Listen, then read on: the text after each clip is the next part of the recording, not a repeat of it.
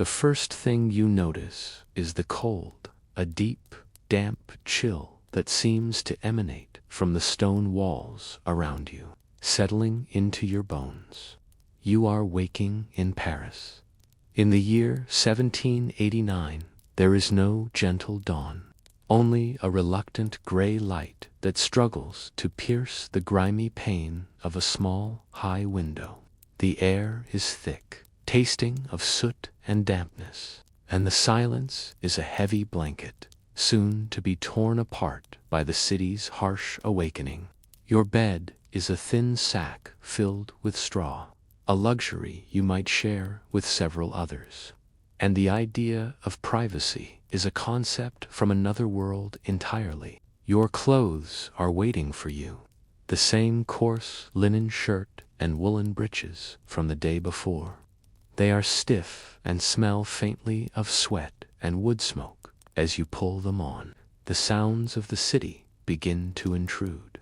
A distant, solitary church bell tolls the hour, its iron clang echoing through the narrow streets. Soon it is joined by others, a discordant chorus that dictates the rhythm of life and labor. Then comes the clatter of wooden wheels on uneven cobblestones, the shouts of draymen urging their horses on, and the singular, melodic cries of the first street vendors beginning their day. As we descend into this forgotten world, a place of profound struggle and change, we invite you to close your eyes and let the present day fall away. If you find our journey a welcome escape, consider joining us for future travels at Medieval Nocturnes by subscribing. Your support allows us to continue these explorations into the quiet corners of history. For now, let us step out of your small, cold room and into the streets of pre-revolutionary Paris. The moment you step outside, the smell hits you like a physical blow. It is an overwhelming, multifaceted assault on the senses for which nothing in your modern life could have prepared you. The air is a thick soup of human and animal waste, of rotting garbage tossed from the windows above, the pungent tang of tanneries, and the metallic scent from blacksmiths' forges. This miasma is the permanent perfume of the city, a constant reminder of the unsanitary conditions that breed sickness and misery for its inhabitants. You look up, but the sky is just a narrow sliver between the tall, leaning tenement buildings that crowd together, blocking out the sun. The street below is not paved, but is a treacherous landscape of mud, filth, and uneven stones. You must watch your every step to avoid sinking into a foul puddle or turning your ankle. The world is rendered in shades of gray and brown, the color of stone, of dirt, of unwashed wool, and of the smoke that perpetually hangs in the air. The people you pass are a world away from the bewigged aristocrats you see in paintings. These are the working poor. Their faces are sharp with the features of malnourishment. Their hands are calloused and strong from a lifetime of labor, and their eyes are quick and watchful. They move with a hurried energy, a sense of purpose born from the constant, desperate need to simply survive another day. Among them, you are an anomaly, your posture and features marking you as someone who does not belong to this world of toil. But you have no time to observe. You, like everyone around you, have one singular, pressing goal that eclipses all others. You must find bread. This is not a simple errand, but the central drama of your daily existence. The bakery is the heart of the neighborhood, the source of life. And in the summer of 1789, it is also becoming the epicenter of a growing storm of anxiety and anger. Your entire day, your very survival, will be determined by what happens in the queue that is already forming in the gloom. The line for the baker is the city's true parliament. It is here, in the cold morning air that the mood of the people is forged. You stand among dozens of others, women with tired eyes, old men leaning heavily on staffs, young children sent to hold a place. The conversations are a low hum of shared anxieties. Rumors are traded like currency. A grain shipment from the countryside was ambushed. A wealthy merchant is hoarding flour in a warehouse by the river. The Queen said the people should eat cake. This last one is likely untrue, but it speaks to the deep, growing chasm between the rulers and the ruled. Your modern understanding of supply and demand is a fragile intellectual thing that has no place here. The cost of bread is a matter of life and death, and it is governed by a powerful, unwritten law, the moral economy. The people believe, with an almost religious conviction, that they have a right to affordable bread. A baker who charges too much is not just a businessman, he is a traitor to his community. This shared belief is the invisible thread that connects the crowd, a simmering resentment that could, at any moment, coalesce into a mob. You feel a persistent, hollow ache in your stomach. This is not the clean, simple hunger of having missed a single meal. It is a deep, chronic emptiness, the result of a diet that is perpetually inadequate. For most people in this line, bread in some form, a dark, dense loaf, or a watery gruel, accounts for the vast majority of their daily calories. When the price of that loaf doubles, as it has this year, it means they must sacrifice everything else: a bit of cheese, a sip of wine, a candle for the evening. All these small comforts are extinguished by the rising cost of survival. If you are fortunate, after hours of waiting, you will leave with a loaf. It is heavy in your hands, a dense mass of rye or barley flour, perhaps cut with cheaper, less savory fillers. This is your fuel for a day of hard labor. Your next task is to fetch water. You join a crowd at the public fountain, a carved stone structure from which a steady stream of questionable water flows. You must wait your turn, then haul the heavy wooden buckets, their weight straining your back and arms, up the many flights of dark, narrow stairs to your tenement room. The water has a metallic taste, but it is all you have. With these essential tasks complete, you walk to work. Your destination is not a bright, climate-controlled office, but a loud, dusty workshop, a muddy construction site, or a bustling dock by the Seine. The workday is not a structured 8 hours, but a long, grueling stretch from sunrise to sunset. The labor is relentlessly physical, powered by human muscle, not machines. The air is filled with the grating sound of handsaws, the percussive clang of hammers on anvils, and the constant shouting of foremen over the din. The pittance you earn for this back-breaking work leaves no room for error. There is no social safety net to catch you if you fall, if you twist your ankle on the uneven street, if you catch a fever from the foul water, if you cut your hand in the workshop and it becomes infected. You cannot work. And if you cannot work, you cannot buy bread. Your entire family is immediately cast into the terrifying abyss of destitution.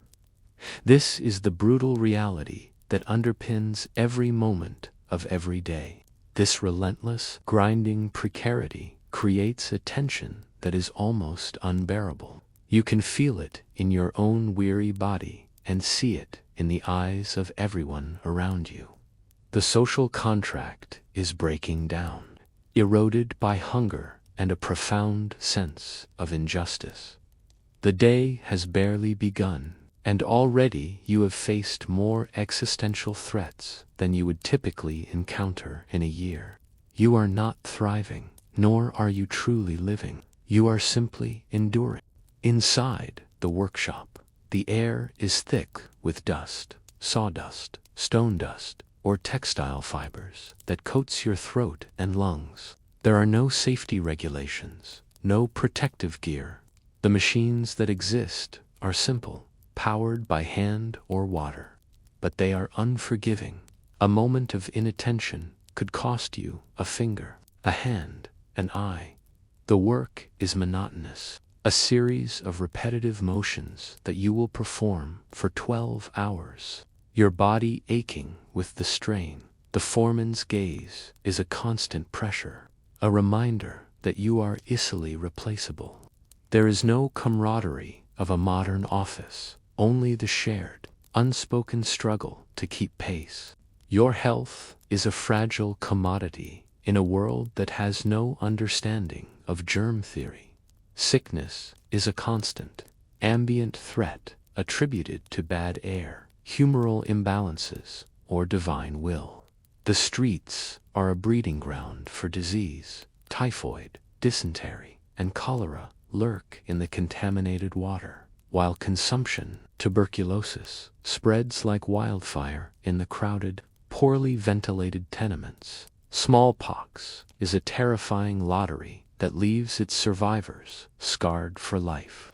A simple cut from a dirty tool can lead to a raging infection, a fever, and a slow, painful death. There are no antibiotics, no antiseptics, only crude and often harmful remedies.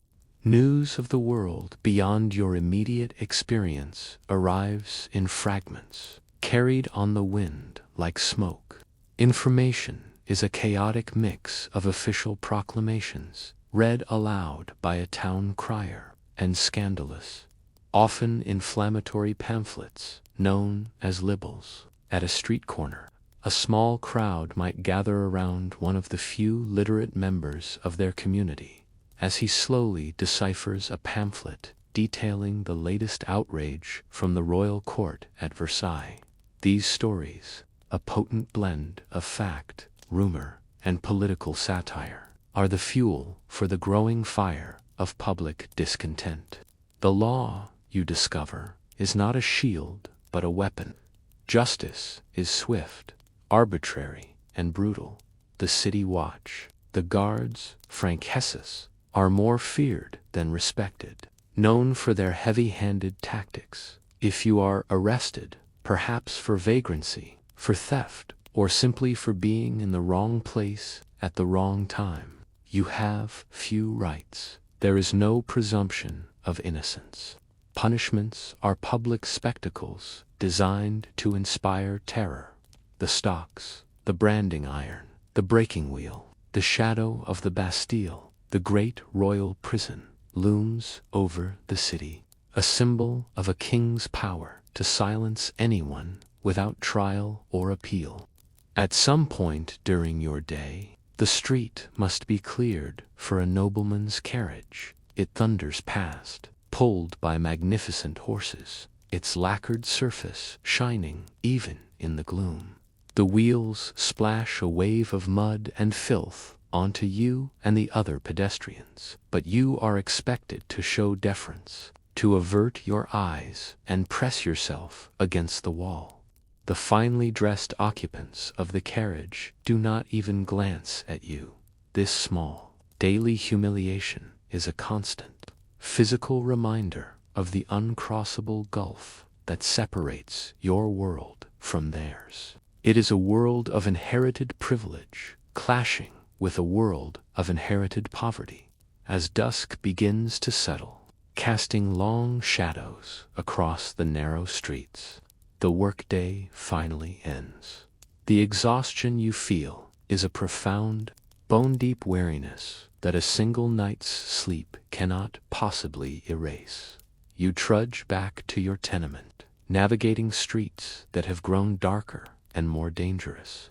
There are no streetlights, save for a few flickering lanterns. The city's taverns begin to spill their noisy, drunken patrons into the lanes, and the risk of being robbed for the few coins in your pocket is very real. Your home offers little respite. The family gathers in the single, cramped room, sharing the evening meal. It is likely a thin vegetable soup, perhaps with pieces of the morning's bread floating in it. The conversation is sparse, muted by fatigue. The small victories of the day, securing a loaf of bread, avoiding injury at work, returning home safely, are overshadowed by the certain knowledge that the entire struggle must be repeated tomorrow. There is no upward mobility, no brighter future to dream of. There is only this relentless, grinding cycle of survival. As darkness falls, it does not creep in. It descends like a shroud.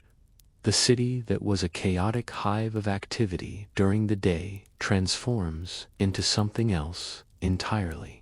A labyrinth of impenetrable blackness.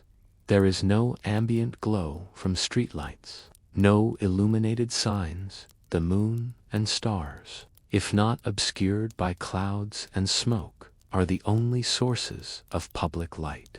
The familiar streets and alleys of the daytime become alien and menacing, their contours erased by a darkness so complete it feels like a physical presence. Inside your small room, the only light comes from a single, sputtering tallow candle. It is made from rendered animal fat and gives off a greasy, unpleasant smell as it burns. Its weak, yellow flame dances and flickers, casting huge, distorted shadows that writhe on the walls around you. This meager light is a precious commodity, its cost representing a significant portion of your earnings. You use it sparingly, for the most essential tasks only. To burn a candle frivolously is to burn money itself. For most of the evening, you simply exist in the gloom. The sounds of the city change their character at night. The din of industry and commerce gives way to a more human and often more unsettling soundscape from the tavern at the end of the street. You hear bursts of raucous singing and the occasional crash of a thrown tankard. Voices, sharp with anger or thick with drink, echo in the narrow confines of the courtyard.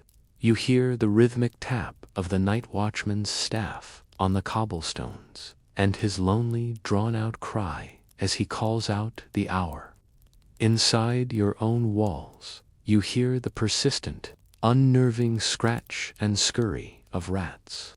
To venture out into this darkness is to take your life into your hands. The night belongs to the desperate and the predatory.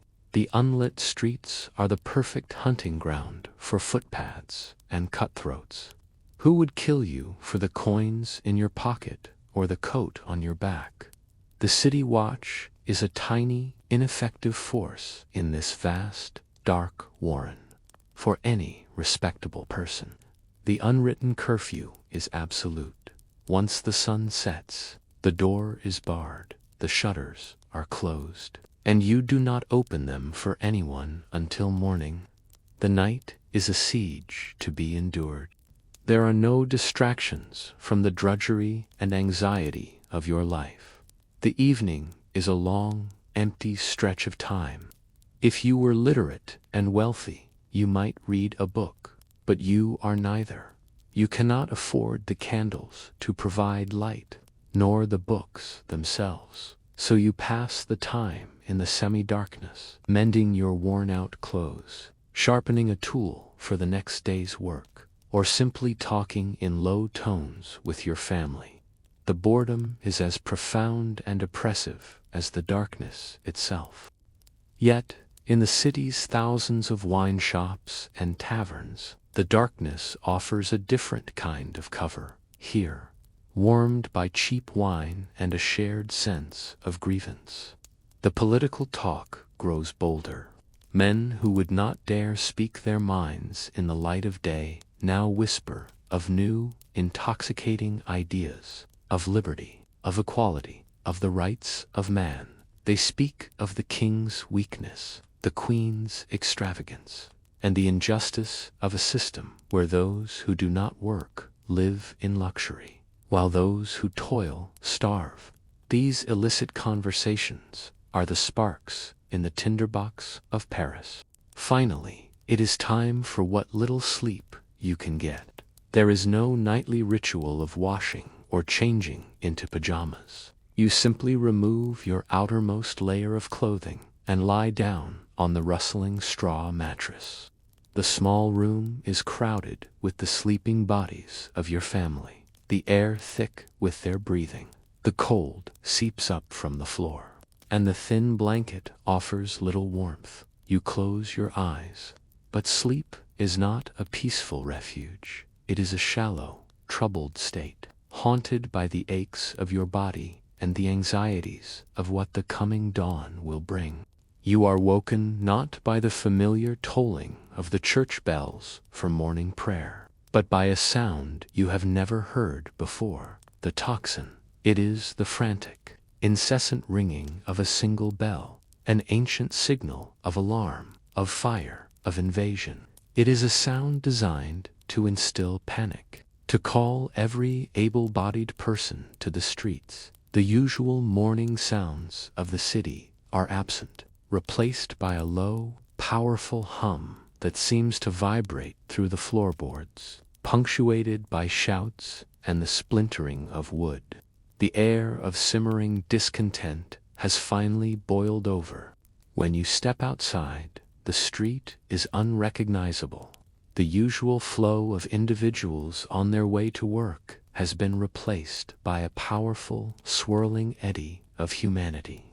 People are not in queues or walking with purpose. They are gathered in agitated clusters, their faces alight with a strange mixture of fear and exhilaration.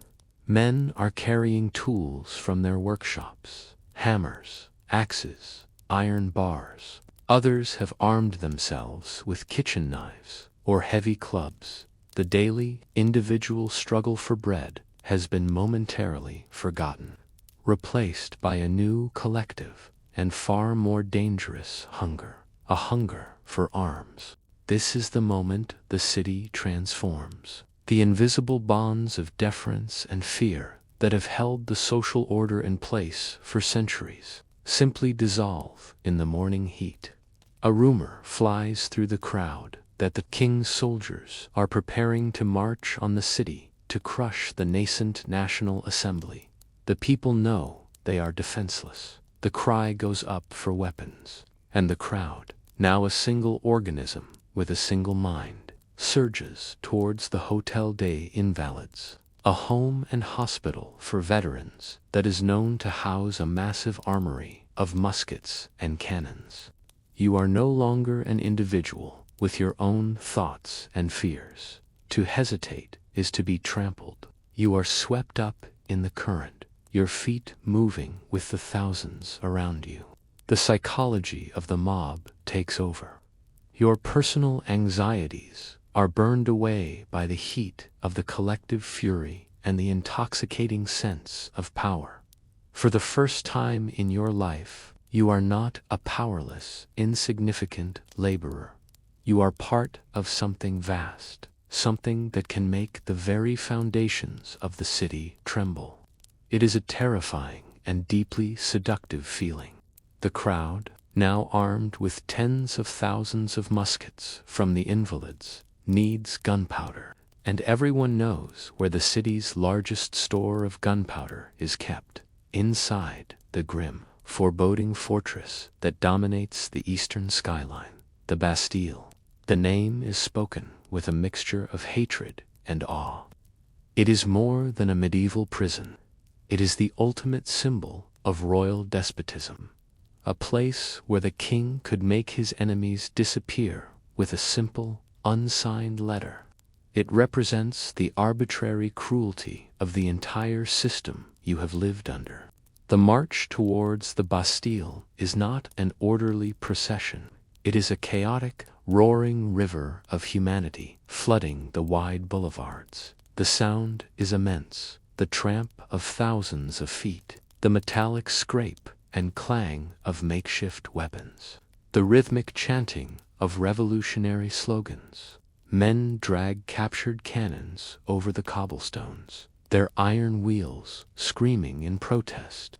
Women march alongside the men, their voices raised in revolutionary songs. From the windows above, people watch, their faces pale with shock or shouting words of encouragement. Your modern mind might try to frame this as a protest, a planned demonstration with leaders and articulated demands. It is nothing of the sort. It is a spontaneous uprising, a force of nature born of decades of hunger and humiliation. There is no single leader you can see, no clear plan of action. You are moving on pure, unadulterated emotion, caught in an irreversible tide of history. You do not know if you are marching towards victory or a massacre, only that turning back is no longer an option. As you round a final corner, the fortress looms before you, and the great mass of people comes to a halt. The Bastille is even more imposing up close than you could have imagined. Its 8 immense, round towers rise high into the sky, their stone walls thick and stained with age, seemingly impervious to any assault. A wide, deep moat separates the fortress from the city, and the drawbridge is raised. It is a structure built to crush the spirit, a physical manifestation of the unyielding power you have lived under your entire life. For a moment, the sheer audacity of your goal seems like madness. The roar of the march subsides into a tense, expectant murmur. Thousands of armed citizens now stand facing a handful of defenders visible on the battlements above. They are mostly old soldiers, retired, veterans known as invalids, but they are disciplined and they are protected by stone and cannons. The contrast is stark. Below, a chaotic, emotional, poorly armed sea of humanity. Above, the silent, rigid order of the military. The initial momentum of the march has hit a literal wall, and a palpable tension hangs in the hot July air. From your position, deep within the crowd, you are a distant spectator to the events at the front.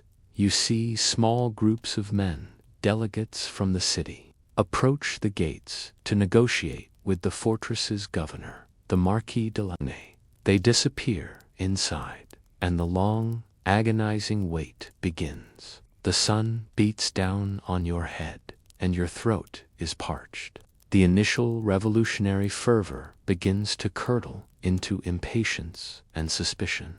Is the governor stalling for time? Are reinforcements on their way? The murmuring of the crowd grows louder, more agitated, with every passing minute.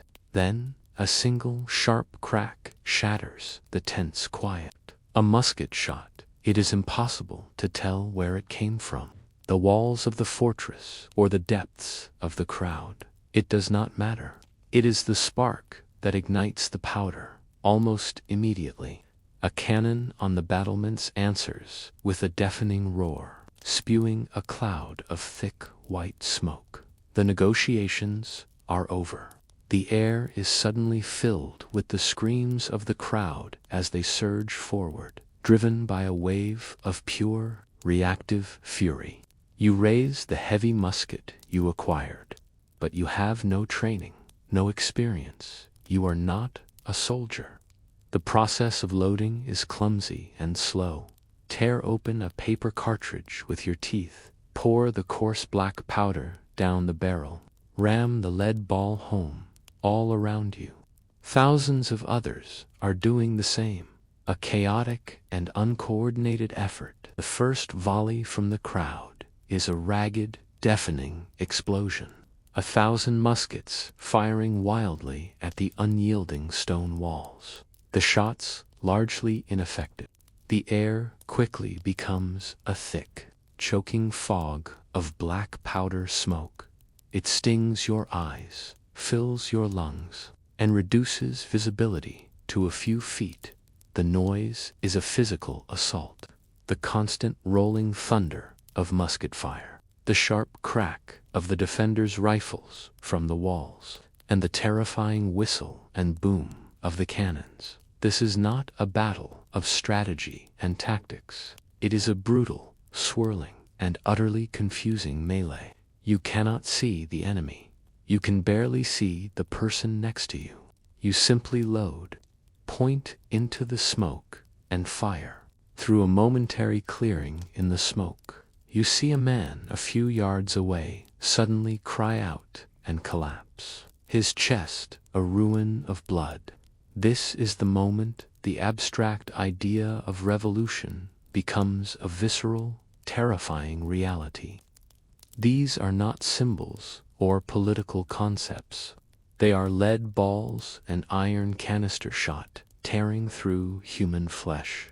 The exhilarating sense of power you felt on the march is replaced by a primal, animal fear.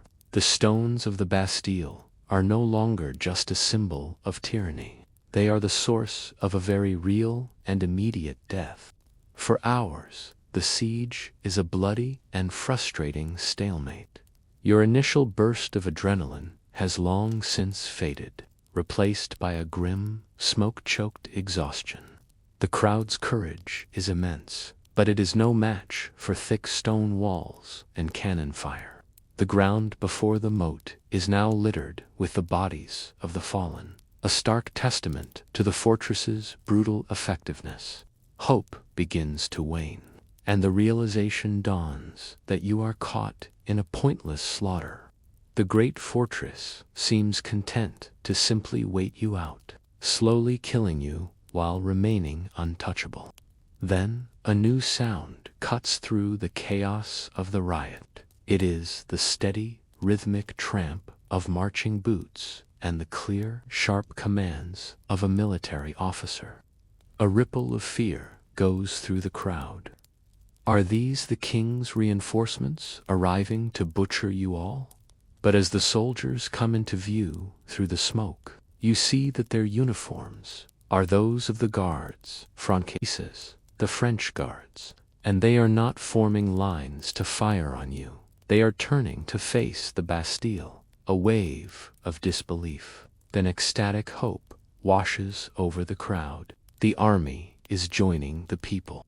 These are not just soldiers with muskets. They have brought with them what you desperately lack: heavy cannons. They are professionals, and they move with a calm, deadly efficiency that stands in stark contrast to the mob's chaotic fury. The crowd instinctively parts for them, watching in silent awe as they position the cannons, aiming them not at the unassailable stone walls, but at the fortress's weakest point, the main drawbridge and gate. This is no longer a riot. It is a calculated military assault. From the battlements, the Governor de Launay and his small garrison of old soldiers must watch this development with pure terror. It was one thing to hold off a poorly armed rabble. It is another thing entirely to face trained artillerymen who know precisely how to breach a fortress's defenses. For you, in the crowd, the sight of those cannon muzzles swinging towards the gate is a profound and dramatic shift in power. The impossible now seems inevitable. The fear you felt moments before is replaced by a certainty of the coming victory. The cannons fire with a deep, authoritative boom that is utterly different from the ragged crash of musket volleys. The iron balls smash into the gatehouse, splintering ancient oak and stone. The defenders know they cannot withstand such a bombardment for long. After only a few salvos, the firing from the fortress ceases, and then, high on the wall, a small, white flag appears, waving tentatively in the smoky air. A moment of stunned silence hangs over the battlefield, and then it is broken by a single, colossal roar of triumph from 10,000 throats. It is a sound of pure, cathartic release. The sound of a world being turned upside down. The groaning of ancient gears and the rattling of massive chains fills the air as the great drawbridge begins its slow descent. It feels as though you are watching a scene from a fairy tale. The undoing of a curse that has lain upon the city for centuries.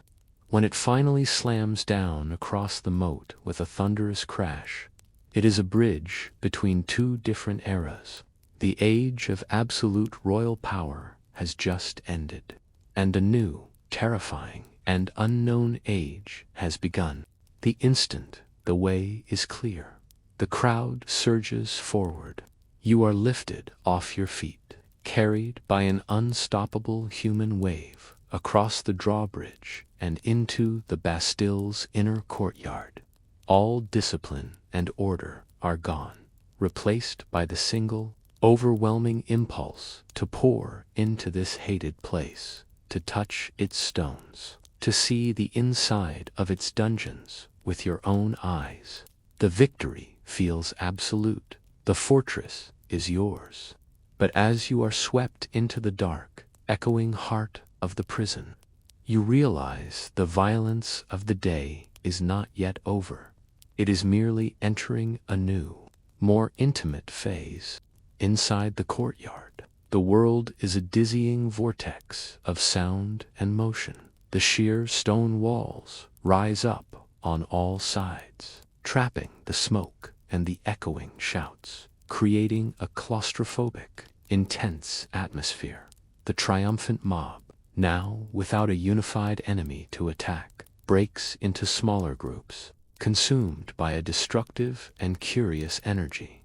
Doors are smashed from their hinges, offices are ransacked, and papers are thrown from the windows like confetti.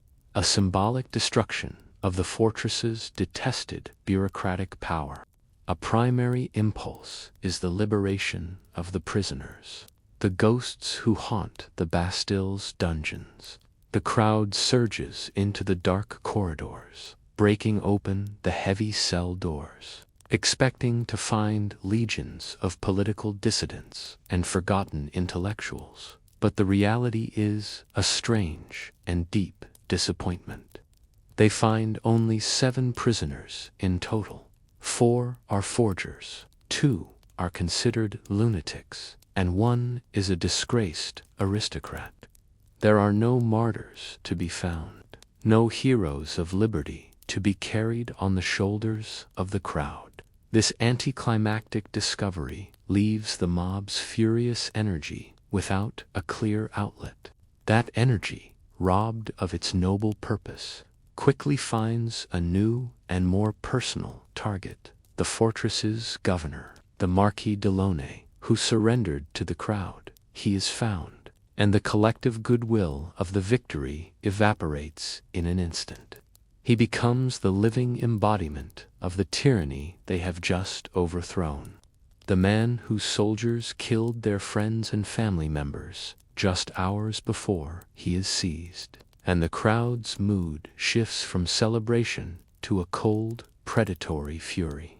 You see him being dragged into the courtyard, his face pale with terror, and you are now a spectator to the birth of mob justice. There is no trial, no process, only the raw, unanimous verdict of the crowd. The decision is made to march him to the Hôtel de Ville, the city hall, to be formally charged by the revolutionary leaders. But the procession from the Bastille is not one of a prisoner being escorted.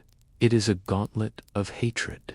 He is kicked, spat upon, and struck from all sides as he is dragged through the very streets where the battle was fought. You are part of this grim parade, a silent, unwilling participant in its cruelty. The procession never reaches its destination. On the steps of the Hôtel de Ville, the crowd's patience breaks entirely.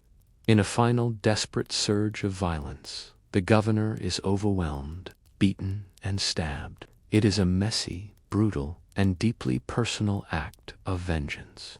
But what happens next is what will forever mark this day in history. In the chaos, a man with a knife saws off the governor's head.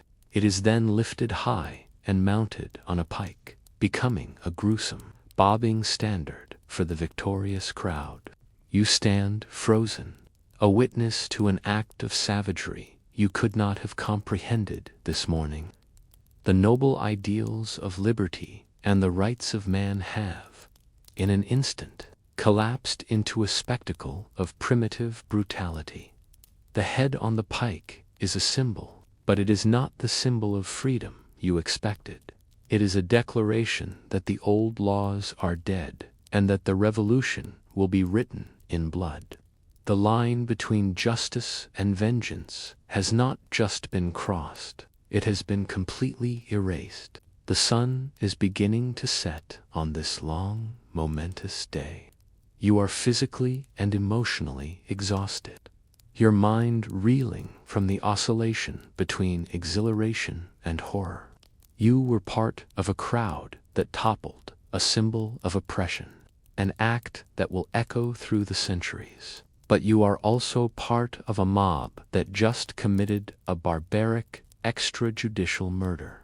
The day is not yet over, but you have already been irrevocably tainted by the profound, terrifying violence of the revolution. As twilight bleeds across the Parisian sky, the city does not settle into its usual nervous quiet. Instead, it erupts into a strange and feverish celebration. Bonfires blaze in public squares, fed by the paneling of ransacked toll houses and the opulent furniture of suspected aristocrats. The air, already thick with the smoke of battle, now carries the scent of burning wood and spilled wine. There is a sense of manic energy, of a populace that has smashed its chains and is now dancing, half in joy and half in disbelief. Amidst the rubble of the old world, the group that carries the governor's head on a pike does not disperse. They begin a macabre victory parade through the heart of the city, their ranks swelling with drunken revelers and curious onlookers. This grotesque procession is the new symbol of the revolution's power, a terrifying message to all who would oppose it. You watch it pass, the flickering firelight catching the gruesome details of their trophy. This is the new authority in the streets, the raw, untempered, and vengeful will of the mob. Yet, amidst the chaos, the first fragile attempts at a new order are beginning to form. Men are gathering, not just as a mob, but as a militia. They are the newly formed National Guard, citizen soldiers who have taken it upon themselves to police the city. You see them on street corners, their muskets held with a newfound sense of purpose, their hats adorned with the red and blue cockade of Paris. They are trying to impose a revolutionary order on the revolutionary chaos, a sign that the city is struggling to govern itself in the power vacuum left by the fallen royal authority. The city is now a tinderbox of paranoia. With the Bastille fallen, the fear of reprisal is immense. Wild rumors, even more potent than before, sweep through the streets and taverns. The king's brothers are massing foreign troops on the border. The Queen is plotting to blow up the National Assembly. Aristocrats are hoarding grain to starve the city into submission. Every shadow holds a potential conspirator, every whisper a new threat. This pervasive fear means that a careless word or a suspicious glance can be a death sentence. You make your way back towards your tenement, navigating a city that is now alien territory. The streets are patrolled by self-appointed sentinels who challenge you at every corner, their questions sharp with suspicion. Are you a patriot? Where is your cockade? You must perform your loyalty, shouting the right slogans, praising the day's events, lest you be branded a traitor. The physical dangers of the morning's battle have been replaced by the psychological danger of a city that is actively hunting for enemies within.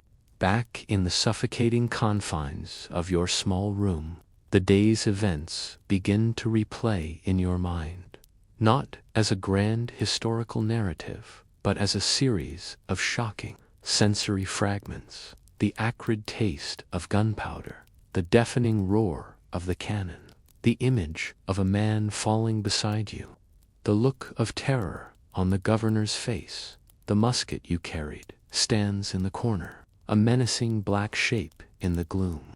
You are not the same person who left this room at dawn. You have been a part of something monumental, but you have also been a part of its profound cruelty. And after all this, the fundamental problem of your existence remains unchanged. The victory has not created bread. The day's chaos has shuttered the bakeries and disrupted the flow of flour into the city.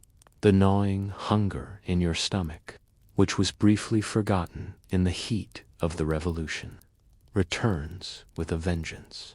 You have helped topple a fortress, but you have no idea how you will feed yourself or your family tomorrow. The grand political triumph feels hollow in the face of this simple, brutal fact. Sleep, when it finally comes, is shallow and plagued by nightmares. The triumphant roar of the crowd and the sharp crack of musketry echo in your dreams. You wake often to the sound of a distant, celebratory gunshot or a drunken argument in the street below. The night offers no peace, no escape from the day's horrific intensity.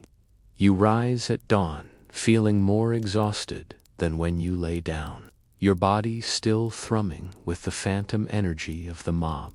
The morning light reveals a city transformed, bearing the scars of its own rebirth. The air is hazy and smells of cold ashes and stale wine.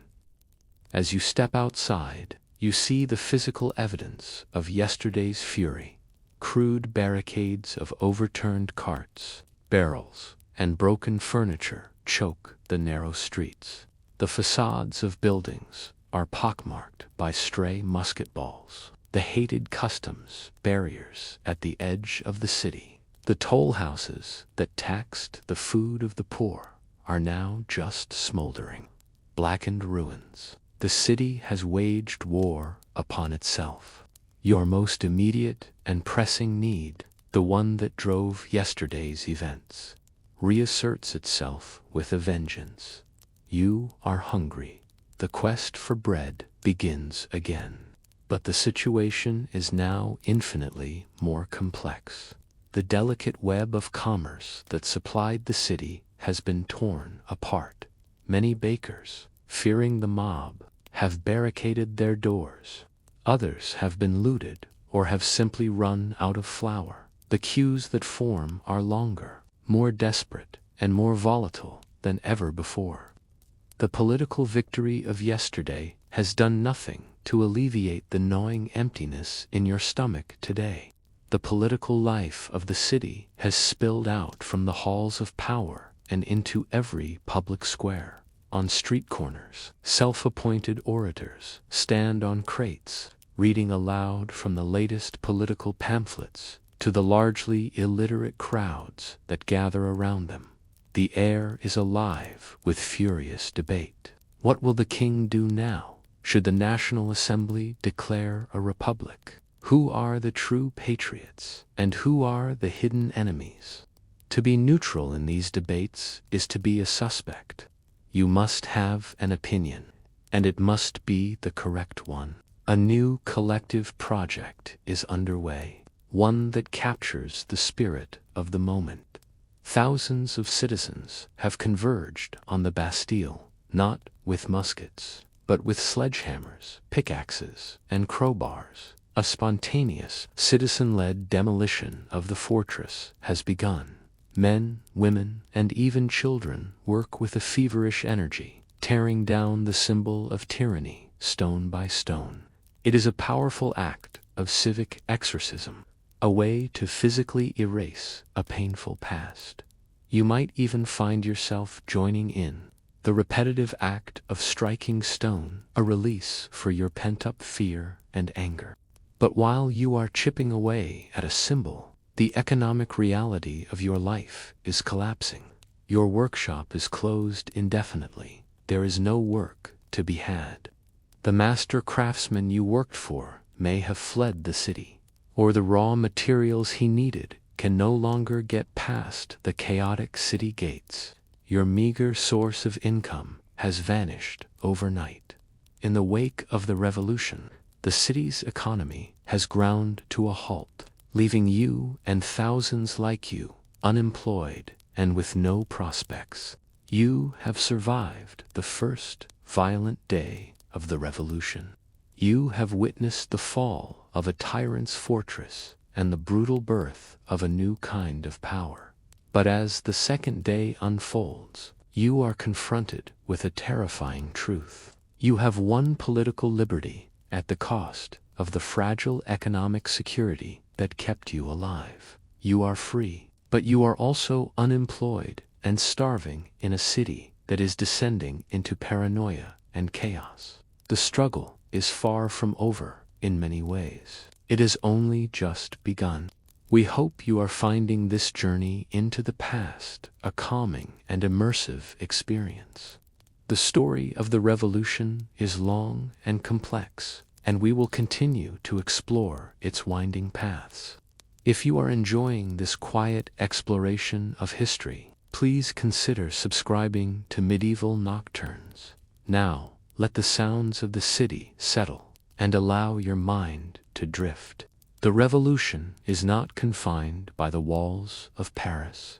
News of the Bastille's fall travels as news did in the 18th century, slowly, imperfectly, carried by dusty couriers on tired horses, and by the word of mouth of merchants and travelers. As the story spreads from town to town, it morphs and magnifies, becoming a legend of a tyrannical king overthrown and a city liberated. But in the anxious, restless countryside, this news does not bring comfort, it brings fear. Life for the French peasant is a world away from that of the Parisian artisan. Your existence is governed not by the price of bread, but by the rhythm of the seasons and the success of the harvest. And for generations, your life has been one of grinding obligation to the local lord, the seigneur. You owe him a portion of your crops. You must pay to use his mill to grind your grain. You must labor on his lands for free for a set number of days a year. These feudal dues are a constant, heavy chain, a source of a deep and ancient resentment. The summer of 1789 is already a time of great anxiety. The previous year's harvest was poor, and grain reserves are low. Now, the distorted news from Paris ignites a new and terrifying rumor. It whispers through villages and farms that the defeated aristocrats, in an act of vengeful fury, have hired foreign armies and brigades of merciless brigands. These phantom armies, the rumor insists, are marching across the land, burning fields and slaughtering livestock, determined to starve the people into submission. This rumor, born of decades of fear and mistrust, creates a nationwide panic known as the Great Fear. La Grande Peur. From one village to the next, the tocsin rings out, the same frantic alarm bell you heard in Paris. Peasants, fearing for their lives and their livelihoods, abandon their fields and arm themselves with what they have: ancient hunting muskets, sharp-bladed scythes, and heavy wooden pitchforks. They gather in frightened makeshift militias, peering down the dusty roads for an enemy who will never arrive. But this collective terror, this armed and mobilized anger, cannot remain focused on a phantom for long. When the foreign brigands fail to materialize, the presence, already organized and emboldened, turn their attention to the real, tangible source of their suffering, the local chateau. Their rage is not necessarily directed at the Lord himself, who in many cases has already fled, but at the symbols of his power, at the legal instruments of their oppression. Across the vast French countryside, a similar scene plays out again and again. A crowd of armed peasants marches on the local lord's castle. They are not there to loot or to murder, but for a very specific purpose. They storm the manor house, searching for one thing: the feudal charters. These are the ancient, brittle parchments, the meticulously kept records of every tax, every duty, and every ounce of grain the peasants have owed the lord's family for centuries. The goal is to destroy the very memory of their servitude. In the courtyards of chateaux throughout France, bonfires are lit. As you watch the ink blacken and the parchment curl into ash, you feel the weight of generations of obligation being lifted. This is not just arson. It is a profound revolutionary act. By burning these papers, the peasantry is attempting to wipe the slate clean, to unilaterally declare the end of the feudal system by erasing its legal existence. The revolution has found a new, quieter, but equally potent front in the fields and forests of rural France. The news of the chaos in the countryside arrives at the National Assembly in Versailles, carried by frantic letters and terrified messengers. The delegates, educated lawyers, merchants, and liberal nobles, are thrown into a state of alarm. This is not the revolution they envisioned. They wanted an orderly transition of power, a government founded on rational principles and legal debate. What they are hearing about is a nationwide peasant revolt, a jacquerie marked by arson and the destruction of property. It is the specter of anarchy, their greatest fear realized. The assembly faces an impossible dilemma. They are men of property, and they cannot condone the peasants' violent attacks on the chateau. The rule of law and the sanctity of property are cornerstones of their new society. Yet they cannot simply condemn the peasants and send the army to crush them. The peasants are the heart of the nation, and their grievances against the feudal lords are the very grievances the revolution is supposed to address. To side against the peasantry would be to side with the old aristocratic order, a betrayal of everything they stand for. As the crisis deepens, a radical solution is proposed in a dramatic emergency session on the night of August 4th, 1789. A powerful nobleman, the Vicomte de Noailles, followed by the even more influential Duc d'Aiguillon, takes the floor. They argue that the only way to stop the violence is not to suppress the peasants, but to validate their core demand. They propose that the nobility should lead the way by voluntarily, publicly, renouncing their feudal privileges for the good of the nation. What follows is one of the most remarkable sessions in political history. What begins as a calculated political maneuver quickly ignites into a chain reaction of patriotic fervor. In the flickering candlelight of the great hall, one nobleman after another rises to his feet to renounce the ancient rights his family has held for centuries: the exclusive right to hunt, the right to operate the village mill and wine press, the right to demand free labor. All are laid upon the altar of the nation. The clergy follows, surrendering their tithes. Cities and provinces give up their own special charters and privileges. From the public gallery, you would be witnessing what seems like a miracle. In the space of a few hours, the entire complex, and deeply unjust legal framework of the feudal system, a structure that had defined life in France for 1,000 years, is being enthusiastically dismantled by the very men who had benefited from it. It is a moment of pure, unadulterated idealism, a collective act of national self-sacrifice that leaves the spectators weeping with joy. Of course, beneath the emotional fervor lies a layer of pragmatic calculation. The nobles are, in effect, giving up privileges that the peasants were already in the process of destroying. Their castles were burning. Their charters were being turned to ash by voluntarily renouncing these rights. They transformed themselves from the villains of the revolution into its heroes, salvaging their honor and hoping to gain compensation for their lost property. It was a strategic surrender disguised as a noble sacrifice.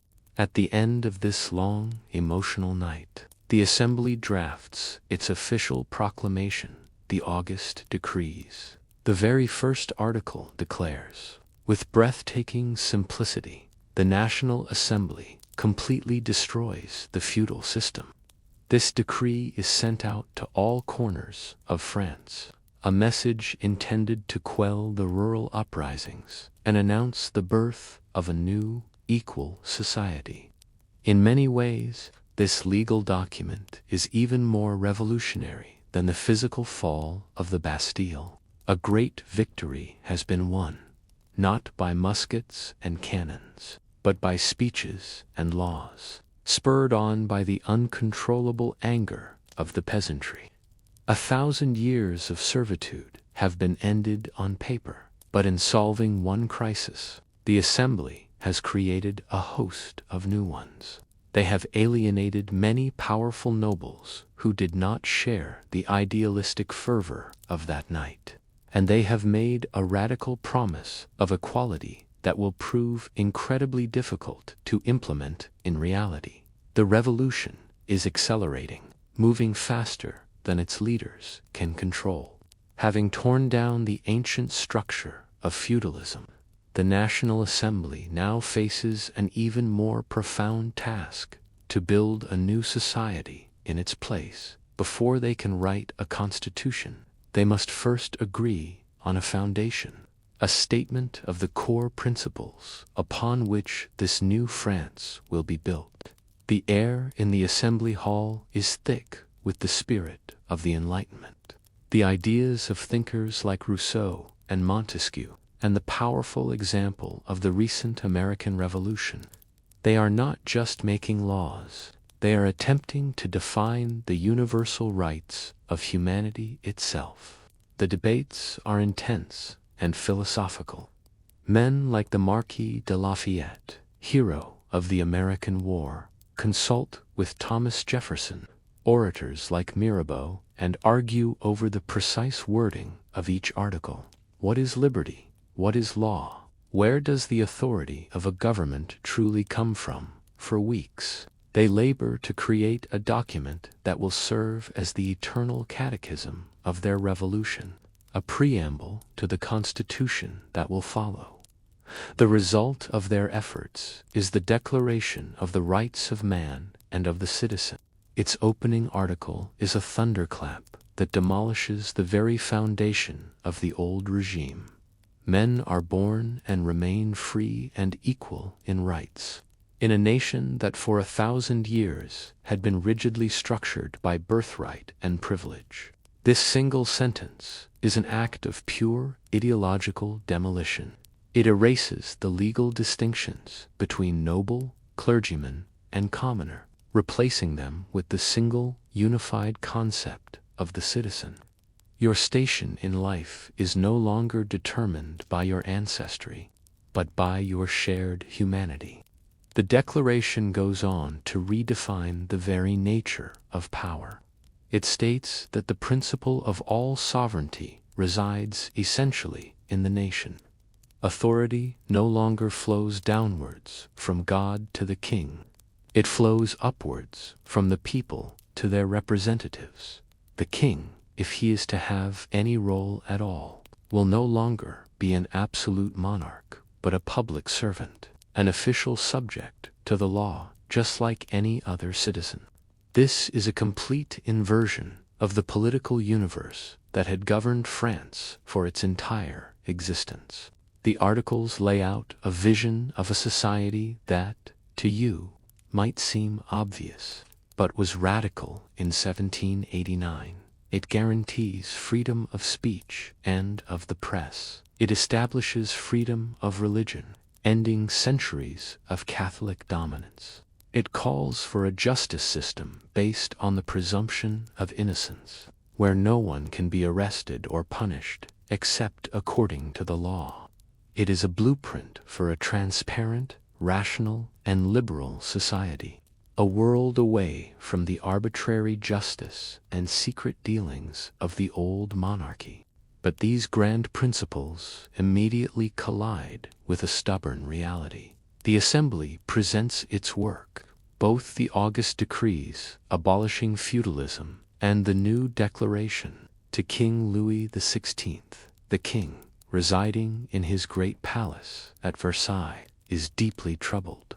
He believes he is king by the will of God, and he cannot bring himself to approve documents that so profoundly undermine his authority and the entire social order.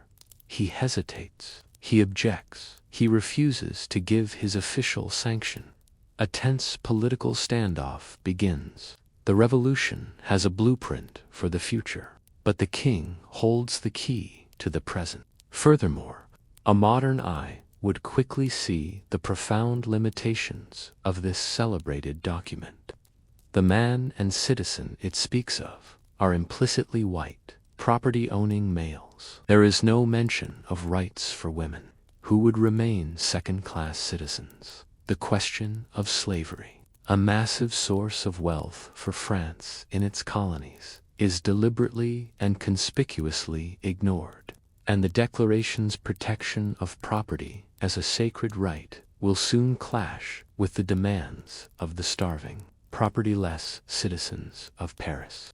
A beautiful and inspiring vision of a new world has been articulated, a promise of liberty and equality that will inspire millions around the globe. Yet, this vision is incomplete, and it is already being blocked by the intransigence of the old monarchy in the streets of Paris, where the bread queues are still long and the people are still hungry. Patience for philosophical debates and political deadlock is beginning to run out. The revolution is about to enter a new and far more dangerous phase. By the first days of October, the city of Paris is a pressure cooker. The bread shortage has transitioned into a near famine, and the political standoff between the king and the Assembly has left the revolution stalled. The grand promises of the Declaration of the Rights of Man feel like a bitter mockery to a mother who cannot feed her children. The anger in the city is raw and visceral, and it is most potent among the women, the ones who manage the household budgets and who must face the empty market stalls and the weeping of their hungry families every day. The final spark lands on this dry tinder in the form of a rumor from Versailles. News spreads through the city of a lavish banquet held for the king's royal bodyguards. At this banquet, it is said, the soldiers, drunk on wine and loyalty to the monarchy, trampled the red, white, and blue cockade of the revolution underfoot. They toasted the king and queen, but refused to toast the nation. To the starving and paranoid citizens of Paris, this story is proof of what they have long suspected. The court is plotting a counter-revolution, and the king is their accomplice. On the morning of October 5th, the explosion comes. It begins in the central markets, where a group of women, enraged by the lack of bread, start beating a drum. This is not a planned political protest organized by men in smoke-filled rooms. It is a spontaneous eruption of pure desperation. The crowd of women grows with astonishing speed, drawing thousands from the surrounding neighborhoods. They decide on a course of action of breathtaking audacity. They will march on Versailles themselves and take their demands for bread directly to the king. This is a crowd unlike any seen before. Its heart and soul are the Poissards, the formidable fishwives and market women of Paris. They are famously tough, outspoken, and utterly fearless, armed with kitchen knives, rolling pins, farming tools, and pikes seized from the city hall. They are a fearsome sight. They even drag along a few cannons, commandeered from the National Guard. Their cries are not for abstract liberty, but for the most basic human right of all, bread. Du pain, is the chant that echoes through the streets. The journey to Versailles is a 6-hour, 12-mile ordeal through a driving autumnal rain. The column of thousands of determined women, their clothes soaked and their feet caked in mud, is a testament to their resolve. They are not deterred by the weather or the distance. Hours behind them, a reluctant Marquis de Lafayette is forced to lead the National Guard in their wake. Not to lead the women, but to try and prevent the situation from spiraling into a complete massacre. He is no longer in control of the revolution. He is following it. The arrival of this muddy, furious, and armed procession at the gilded gates of the Palace of Versailles is one of the most surreal moments in history. The dripping, exhausted, working-class women of Paris stand in stark contrast to the manicured lawns and opulent, almost dreamlike, architecture of the royal palace. It is a physical collision of two completely different worlds. The world of the hungry and the world of the indulgent. The royal guards can only look on in stunned disbelief at the sheer scale and fury of the crowd. In an attempt to calm the situation, a small delegation of the women is permitted inside the palace to speak directly with the king.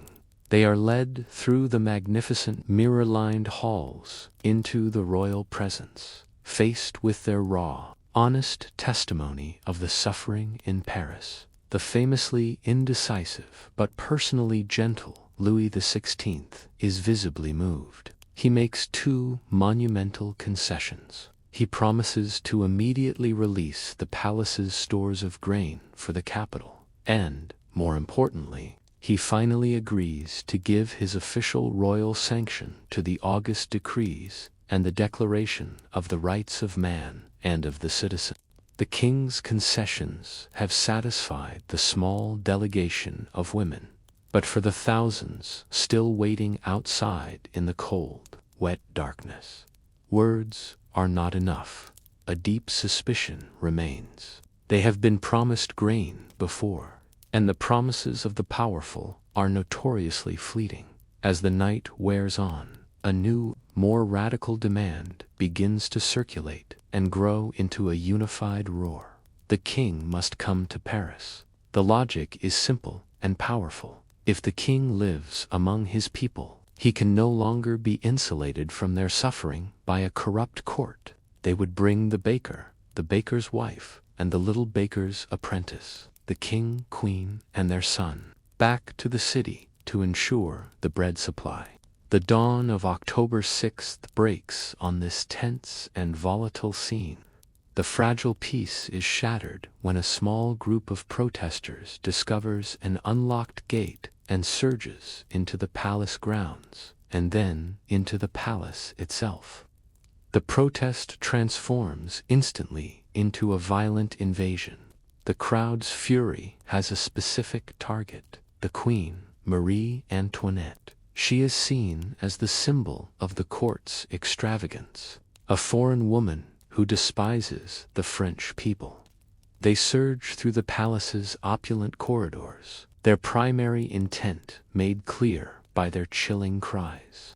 The queen is woken by the sounds of the mob and the desperate shouts of her guards. She has only moments to spare. Fleeing her bedchamber in her nightdress, she runs through a series of secret passages towards the king's apartments. Just as the intruders smash through her doors, they find her bed empty but still warm. In their fury, they stab and tear at the mattress with their pikes and knives, a visceral, violent expression of their hatred for the woman they just missed. The royal bodyguards, hopelessly outnumbered, fight a desperate and bloody battle in the marble hallways to buy time for the royal family to unite. The chaos is absolute until Lafayette, at the head of his more disciplined National Guardsmen, finally arrives. They manage to push the intruders out of the royal apartments, securing the immediate safety of the king and queen. But the royal family is now trapped, besieged by a furious crowd of thousands that fills the vast courtyard below, demanding that the king show himself. In a moment of extraordinary political theater, Lafayette steps out onto a central balcony with the king to calm the crowd. He then returns and leads out the queen, who faces the hostile sea of faces with a pale but resolute composure. As the crowd roars with threats, Lafayette, instead of speaking, kneels before the queen and kisses her hand. This unexpected gesture of chivalry and respect momentarily stuns the crowd into silence, breaking the fever pitch of their hatred. But this moment of calm does not change their fundamental demand. The chant to Paris, rises again, more insistent than ever. The king knows he has no choice. He is a prisoner in his own palace. He steps out onto the balcony one last time and spend, in a quiet, defeated voice, agrees to their demand. He announces that he and his family will travel to Paris as the people wish. A colossal cheer erupts from the crowd, a roar of victory. They have not just secured bread and laws, they have captured the king himself. This is a turning point of no return. The king is no longer the sovereign ruler of the Kingdom of France. He is a hostage to the revolution, a captive of his own people. The great palace of Versailles, the glittering symbol of absolute power for over a century, is about to be abandoned. The entire political landscape has been irrevocably altered. From this day forward, the fate of France will be decided not in the gilded halls of Versailles, but in the volatile, unpredictable, and unforgiving streets of Paris. The great royal carriage, a gilded and ornate vessel of state, is drawn up in the marble court of Versailles. But this is no grand departure for a hunt or a visit to another palace.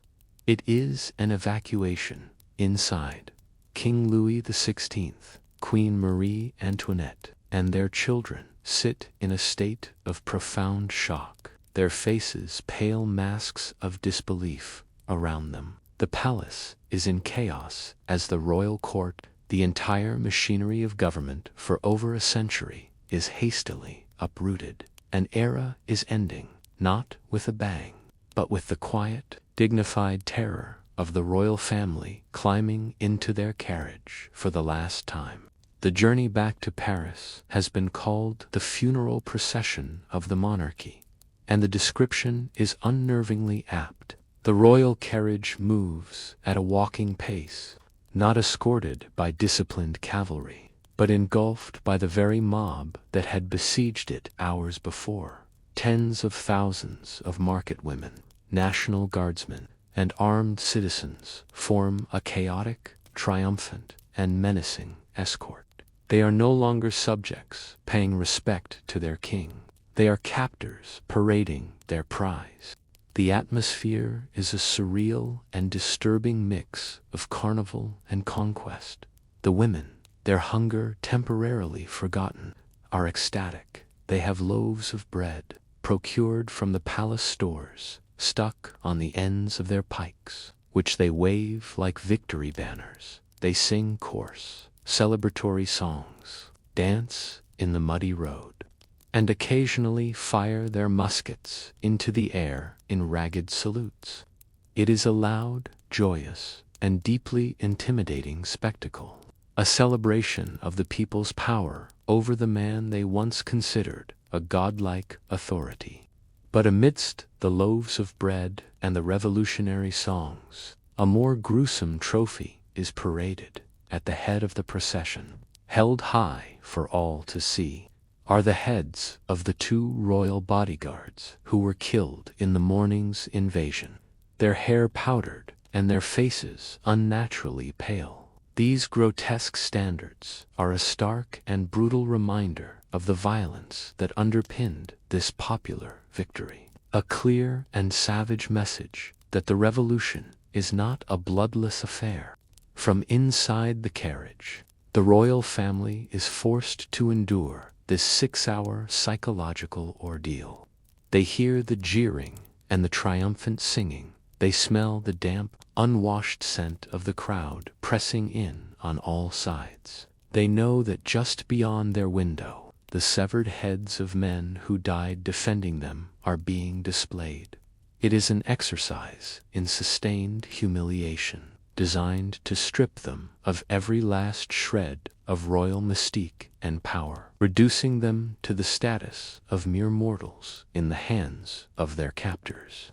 Upon finally arriving in Paris, the procession does not go directly to their new residence. It stops at the Hôtel de Ville, the city hall, the headquarters of the new revolutionary government. Here, the king is made to appear on a balcony before a vast crowd of Parisians and affirm his loyalty to the revolution. He is forced to wear the tricolor cockade, the very symbol of the movement that has just taken him captive. It is the final ritual of his submission. Their new home is the Tuileries Palace, unlike the sprawling, magnificent world of Versailles, which was a universe unto itself. The Tuileries is an old and largely disused palace situated in the very heart of Paris. It is not a sanctuary. Its windows look out upon the city, and the city looks back. It is a gilded cage, a place where the king will be constantly watched, his every move scrutinized by the most radical and volatile population in all of France. The king has been brought to Paris, and with him, the revolution has found its new claustrophobic. With the king installed in the Tuileries Palace, and the National Assembly relocated to a nearby former riding school, an uneasy and fragile peace descends upon Paris. The immediate crisis of famine eases as grain supplies are restored, and the violent energy of the streets subsides into a watchful quiet. For many, it seems as though the revolution has reached its natural conclusion, a constitutional monarchy, where the king shares power with an elected assembly, appears to be the new stable reality. This period, lasting for over a year, is a long, deep breath taken between the storms. The work of the National Assembly now begins in earnest. It is a task less dramatic than storming a fortress, but far more profound: the complete and total reorganization of the French nation. The deputies set about dismantling the Ancien, not just in theory, but in every practical detail of its existence. It is a revolution of maps, laws, and calendars, an attempt to erase 1,000 years of history and redraw the country along rational, logical lines. First, the ancient map of France is torn up. The old historic provinces, Burgundy, Normandy, Brittany, Provence, are abolished. These names are seen as relics of feudalism, sources of an aristocratic and regional identity that competes with loyalty to the new, unified nation in their place. The Assembly creates 83 new exer, named not for historical figures or titles, but for the neutral, natural features of the landscape, rivers, mountains, and coastlines. It is an act of rationalist redrawing, designed to make every citizen a citizen of France first, and of their local region second. This spirit of rationalization touches everything, the chaotic and illogical system of weights and measures, which varied from town to town, is targeted for replacement by a new universal system based on logic and nature, the metric system. The wildly unjust and complex web of old royal taxes and tithes is swept away. A new uniform justice system is created, with elected judges and standardized legal codes, replacing the patchwork of aristocratic and church courts. Every aspect of the old labyrinthian France is being methodically simplified and modernized. As the center of politics is now firmly in Paris, the city's intellectual and social life explodes. This is the era of the political clubs, the ancestors of modern political parties. The most famous is the Jacobin Club, which begins as a relatively moderate forum for deputies to debate policy. But soon, more radical clubs emerge, like the Cordeliers, a home for firebrand orators like Georges Danton and the incendiary journalist Jean-Paul Marat. In these clubs, the future of the revolution is being shaped in passionate, often furious, debate. And what if the king, Louis XVI, now the citizen king, plays his new part with a quiet, sullen compliance? He publicly accepts his role as a constitutional monarch, signs the laws passed by the Assembly, and attends revolutionary festivals. But privately, he is a man living a lie. He deeply resents his loss of power, viewing the revolution as an illegal usurpation of his God-given authority. He is playing a double game, secretly writing to the other monarchs of Europe, pleading for their help and hoping for a chance to turn back the clock. For an ordinary person like you, this period might feel like a strange, new kind of normalcy. The demolition of the Bastille provides work for the unemployed. The political debates of the Assembly provide a constant source of news and gossip. It might be easy to believe that the worst is over, that a workable compromise has been forged between the old monarchy and the new nation. But this calm is a deception. The new France, so carefully designed on paper, is being built on a foundation of deep and unresolved conflicts. The king is secretly a traitor to the system he leads. The church is growing increasingly hostile to the Assembly's reforms. And in the political clubs, radical voices are arguing that the revolution has not gone nearly far enough. The quiet, constructive work of 1790 is merely a pause, a gathering of strength before the next, even more violent convulsion. The revolution has a fundamental and persistent problem. It is bankrupt. By abolishing the unpopular and unjust taxes of the old regime, the National Assembly won the support of the people, but it also emptied the state's treasury. To avoid a complete financial collapse, the government needs a massive and immediate source of revenue. Their eyes fall upon the single largest landowner in all of France, the Catholic Church. The Church owns vast swaths of the most productive farmland and valuable urban property in the kingdom. In a move of staggering boldness, the Assembly votes to place all church property at the disposal of the nation. With this single decree, centuries of accumulated wealth, donations, bequests, and purchases are nationalized. to manage the sale of this immense portfolio of property. The government introduces a new form of paper money, the assignat. Initially, these notes are interest-bearing bonds, which can be used to purchase the confiscated church lands. It is a colossal economic gamble, an attempt to pay the state's debts and fund the revolution by liquidating the assets of the First Estate. But having stripped the church of its wealth and financial independence, the Assembly now feels it has a right and a duty to reorganize the institution itself. Driven by their rationalist ideals, they draft one of the most fateful documents of the entire revolution, the civil constitution of the clergy. This law seeks to completely subordinate the Catholic Church to the French state, treating it as just another government department, like the judiciary or the treasury.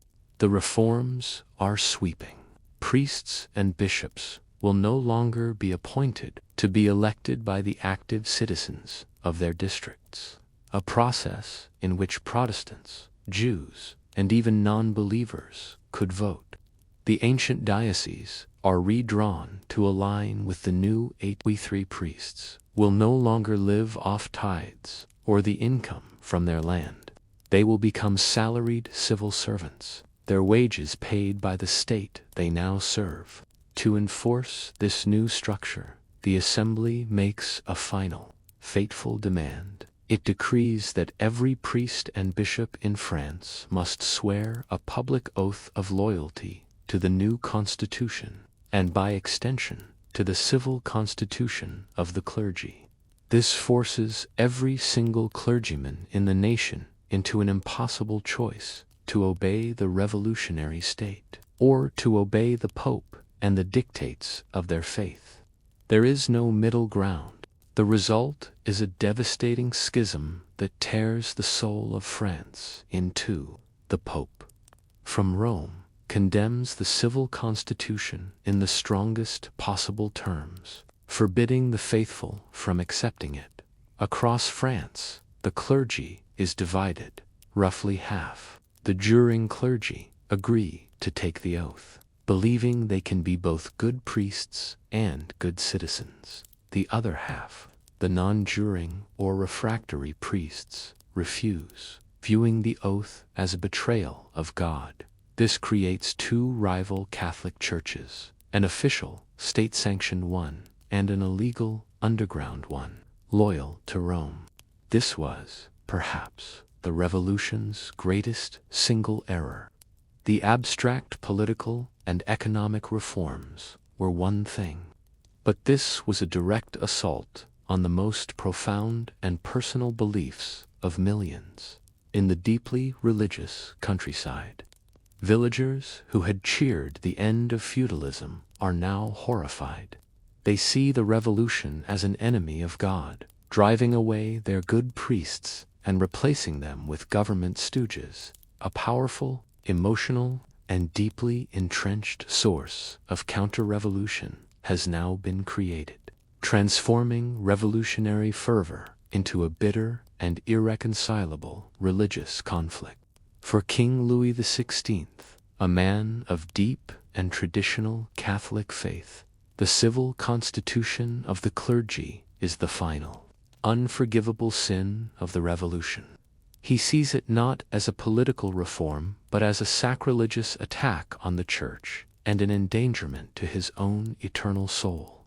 The quiet, duplicitous game he has been playing is now over. His secret opposition hardens into a firm resolve. He believes he must escape the prison of Paris, reach a loyalist stronghold, and, with the backing of his army and foreign allies, reclaim his kingdom and restore the proper order of God. The plan is elaborate and deeply secret, hatched with the help of the Queen and a few loyal courtiers. On the night of June 20th, 1791, the royal family will flee. They will do so in disguise, the king as a portly valet, the queen as a Russian governess, and the royal children as her charges. A large, new, and conspicuous carriage, a berlin, has been specially constructed to carry them all in comfort on their long journey towards the eastern frontier, to the royalist fortress of where loyal troops await them. The escape itself, from the heavily guarded Tuileries Palace, is a masterpiece of tension and nearness. Slipping out of the palace, one by one, the disguised royals navigate the dark corridors and courtyards, narrowly avoiding sentries. But the operation is plagued by delays. The carriage is late, and the whole party falls hours behind schedule. A critical failure that will have disastrous consequences as the sun rises on their escape route. As the heavy berlin rumbles through the French countryside the next day, it draws unwanted attention. It is too large, too luxurious, and it travels too slowly, despite his disguise. The king's face is one of the most famous in the country, printed on every coin and every assignat banknote.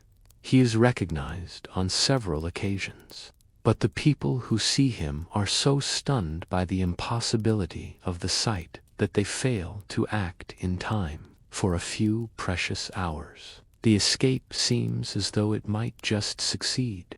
Back in Paris, the discovery of the king's absence the next morning causes an immediate and seismic shock.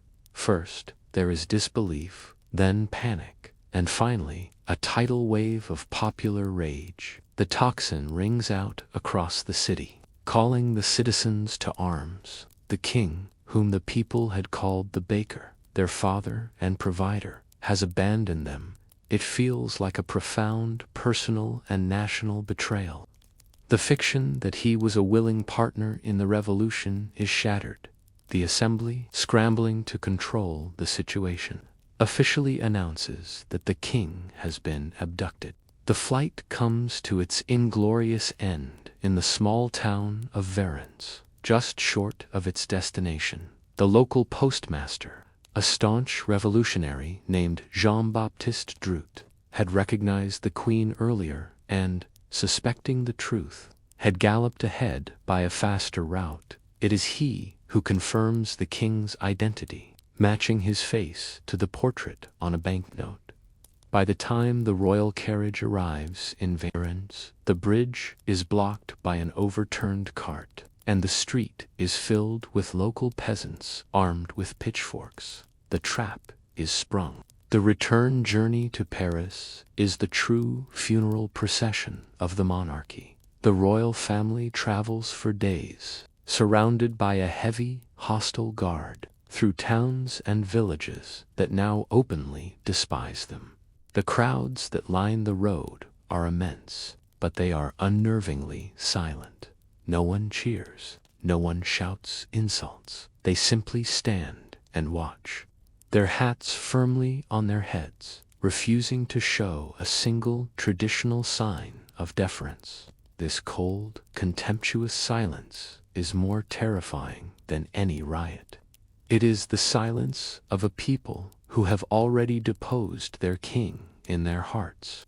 Upon his return to Paris, Louis XVI is a king in name only. He is a prisoner in his palace, his every move watched. The National Assembly, caught in a political firestorm of its own making, officially suspends him from all his duties. They are now faced with a constitutionally impossible question. What do you do with a king in a constitutional monarchy who has proven himself to be a traitor? To depose him is to destroy their nearly finished constitution. To keep him is to embrace a fiction that no one believes. The king's flight acts like a powerful acid on public opinion, dissolving the last vestiges of monarchical loyalty in Paris. The idea of a republic, once the domain of a few radical thinkers in the political clubs, now explodes into the mainstream. The Cordeliers Club, home to the most fiery radicals, issues a proclamation declaring that royalty is incompatible with liberty. All over the city, Petitions are drafted and circulated, demanding the abolition of the monarchy. The king's face may still be on the money, but in the hearts of the Parisian people, the throne is now empty. The majority in the National Assembly, however, is terrified by this rising Republican tide. They are predominantly men of property, lawyers and merchants who desire stability above all else. They fear that a republic will lead to anarchy, to a war with all of Europe, and to an assault on private property by the property-less masses to save their vision of an orderly, constitutional monarchy. They decide to save the king from himself. In a desperate act of political maneuvering, the Assembly officially decrees that the king did not flee, but was abducted. It is a transparent and clumsy lie, an insult to the intelligence of a populace that knows exactly what happened. This decision to absolve the king and press forward with the monarchical constitution creates a massive rift between the moderate, governing revolutionaries and the radicalized citizens of Paris, who now see the Assembly as complicit in the king's treason. The radical clubs decide to challenge the Assembly's authority directly.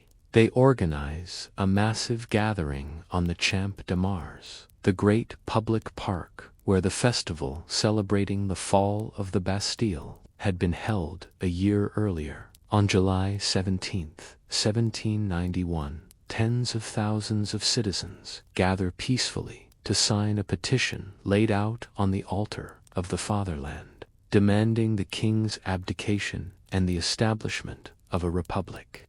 It is a festival of direct democracy, a peaceful assertion of the people's will, but the moderate government sees it as an act of rebellion. The Paris Commune, led by Mayor Bailly, declares martial law. The Marquis de Lafayette, the hero of two worlds, is ordered to disperse the crowd with his National Guard. It is a moment of terrible destiny. Lafayette, the man who once represented the union of the aristocracy and the revolution, is now marching at the head of an army against the common people of Paris. The scene on the Champ de Mars descends into tragedy after a period of tense confrontation and the reading of warnings that the crowd either cannot hear or chooses to ignore. The order is given. The National Guard, the citizen militia formed to protect the people, raises its muskets and fires directly into the largely unarmed crowd. The volley is devastating. Dozens of men, women, and children are killed or wounded. The peaceful gathering dissolves into a screaming, bloody panic. The Champ de Mars massacre is a wound from which the moderate phase of the revolution will never recover. For the first time, the blood that has been spilled is not that of royalists and revolutionaries, but of revolutionaries fighting each other. The bond of trust between the moderate leaders like Lafayette and the people of Paris is shattered. In the eyes of the radicals, the moderates are now murderers, traitors to the cause who are willing to kill patriots to protect a traitor king.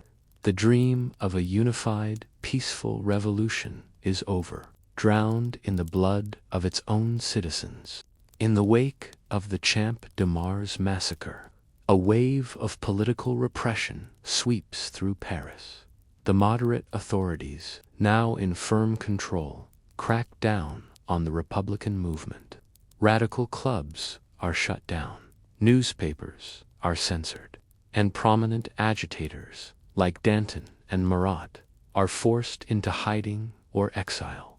For a brief, deceptive moment, it seems that the revolution has been tamed, its radical energy crushed by the very men who helped begin it. Order, enforced by the musket, has been restored. With their opposition silenced, the National Assembly puts the final touches on its magnum opus, the Constitution of 1791. It is the formal blueprint for the new France, a establishing a constitutional monarchy. The king is retained as the hereditary head of the executive branch, but his powers are severely curtailed. He is granted a suspensive veto, allowing him to delay laws but not to block them permanently. The true center of power is now a new single-chamber parliament called the Legislative Assembly. However, this new constitution is built on a profound contradiction. The Declaration of the Rights of Man had proclaimed that all men are born and remain equal in rights. But the Constitution creates a new hierarchy. It divides the men of France into active and passive citizens. Only active citizens, those who are over 25 and pay a certain threshold in direct taxes, are given the right to vote. This system disenfranchises nearly a third of all adult men, including the very Parisian working class, the sans-culottes, whose actions had repeatedly saved the revolution. They are now told they are not wealthy enough to be trusted with a voice in the nation they helped create. Having completed its monumental 2-year task, the National Assembly prepares to dissolve itself in a final, dramatic gesture of civic virtue. Proposed by the increasingly prominent deputy Maximilien Robespierre, they pass a self-denying ordinance. This law makes every current member of the National Assembly ineligible for election to the new Legislative Assembly. While intended to be a noble act of self-sacrifice, its practical effect is to ensure that the next government will be composed entirely of men with no direct experience of the revolution's early struggles and compromises. While France is consumed by its internal transformation, the other monarchs of Europe are watching with a mixture of fear and disgust. The flight to Varennes and the king's subsequent imprisonment have horrified them. They see the revolution as a dangerous disease, the French plague of popular sovereignty and anti-monarchical ideas that could easily spread beyond France's borders and infect their own populations. In August 1791, this anxiety is given a voice. The Holy Roman Emperor, who is Marie Antoinette's brother, and the King of Prussia meet and issue the Declaration of Pillnitz. The document is carefully worded, but its message is a clear threat. It states that the restoration of the king's power in France is a matter of common interest to all the sovereigns of Europe, and implies that they are prepared to intervene with force if necessary. The declaration is intended to intimidate the revolutionaries, but it achieves the precise opposite. It is received in France as a declaration of war by the tyrants of Europe against the freedom of the French people. It ignites a firestorm of defiant, belligerent patriotism instead of cowering. Many of the newly elected deputies in the Legislative Assembly embrace the threat. They begin to argue that France should not wait to be attacked, but should launch a revolutionary crusade, a war to spread the ideals of liberty across the continent and liberate all peoples from their monarchical oppressors. The stage is being set for a conflict that will engulf Europe for more than 2 decades. The new Legislative Assembly that convenes in the autumn of 1791 is a reflection of a changed France. Gone are the great nobles and high clergy of the First Assembly. This is a body of younger men, mostly provincial lawyers, journalists, and landowners, who have made their careers in the heat of the revolution. The political center of gravity has shifted decisively to the left. The staunchest defenders of the Constitution are now considered the conservatives, while a powerful new voice for a more aggressive and even Republican revolution emerges. This new voice belongs to a faction that becomes known as the Girondins. They are brilliant, charismatic orators who believe that the revolution is not yet complete. They are deeply suspicious of the king, and they champion a policy that seems on the surface to be a solution to all of France's problems: war. They argue that a foreign war against the crowned heads of Europe will be a crucible for the new France.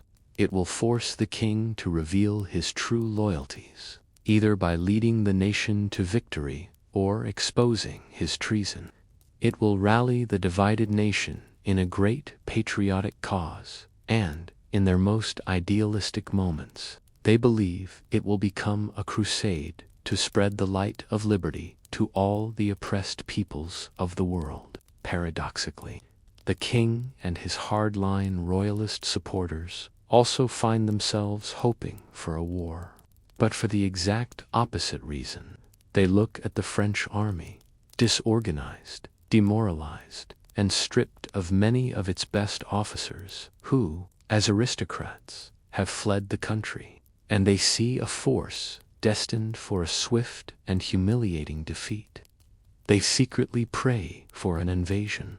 They believe that the professional armies of Austria and Prussia will easily crush the revolutionary forces, march on Paris, and restore Louis XVI to the absolute power his ancestors had enjoyed. For both the radical left and the reactionary right, war has become a desirable gamble.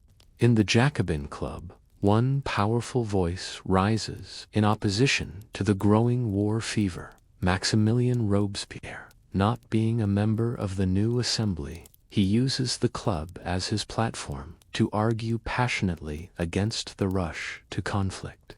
He warns that the real enemies of the revolution are not in foreign capitals, but are the counter-revolutionaries at home. He cautions that no one loves armed missionaries, and that a war will inevitably concentrate power in the hands of a successful general, leading to a military dictatorship. His prophetic warnings are dismissed as the timid ramblings of a man who lacks patriotic spirit. The momentum is unstoppable. The Girondin orators paint a glorious picture of a short, victorious war. The king, playing his own treacherous game, goes to the assembly and, in a quavering voice, reads a recommendation for war. In April of 1792, pushed by the Girondins and approved by a duplicitous king, the Legislative Assembly of France votes almost unanimously to declare war on Austria, the homeland of their queen. The war begins as an unmitigated disaster, just as Robespierre feared and the king had hoped. The French army is completely unprepared. The revolutionary soldiers are poorly equipped and led. At the first sight of the enemy, entire regiments break and flee in panic. In one infamous incident, French troops murder their own general, accusing him of treason before deserting. The crusade for universal liberty looks like it will be over before it has even begun. The king's gamble seems to be paying off, but he has fundamentally misjudged the psychology of the revolution. The news of these humiliating defeats does not cause the people to lose faith in the revolution and rally to the monarchy. Instead, it fuels an explosive new wave of paranoia and rage in Paris.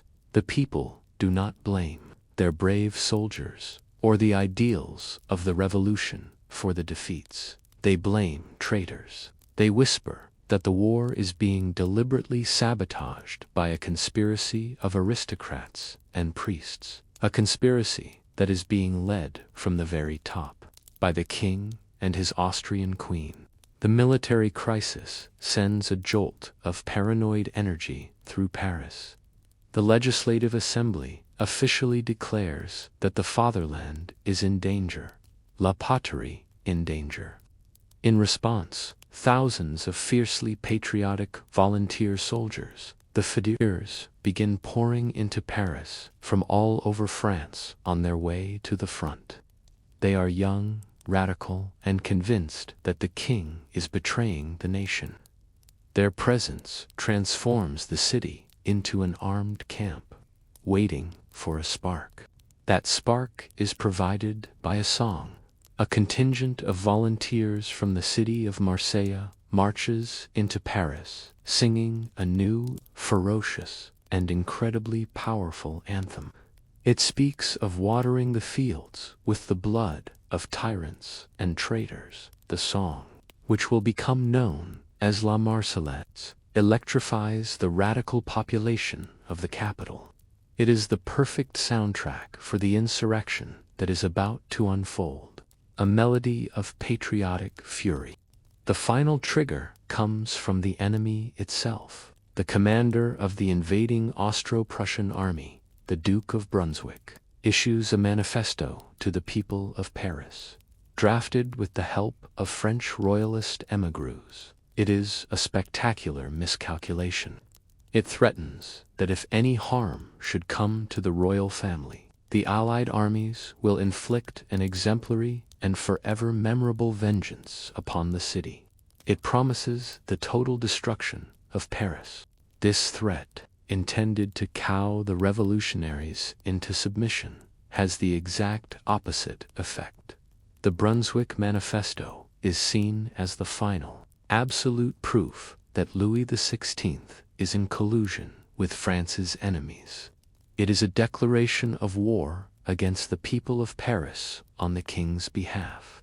Instead of fear, the manifesto ignites a white-hot rage.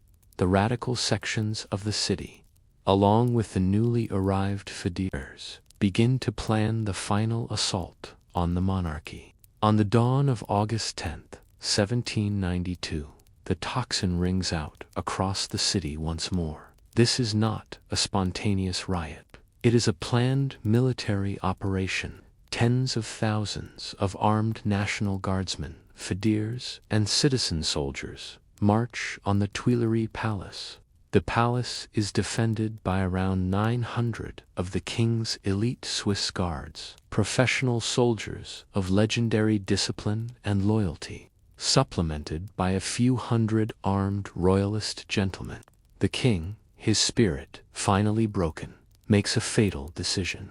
After a listless review of his defenders, and convinced that the situation is hopeless, he abandons the palace. He and the royal family make their way across the gardens to seek refuge in the hall of the Legislative Assembly, leaving the Swiss guards behind with no clear orders and no king to defend.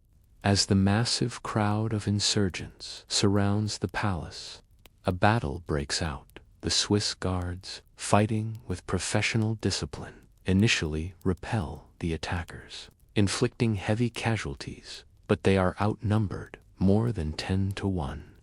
The palace is stormed from all sides.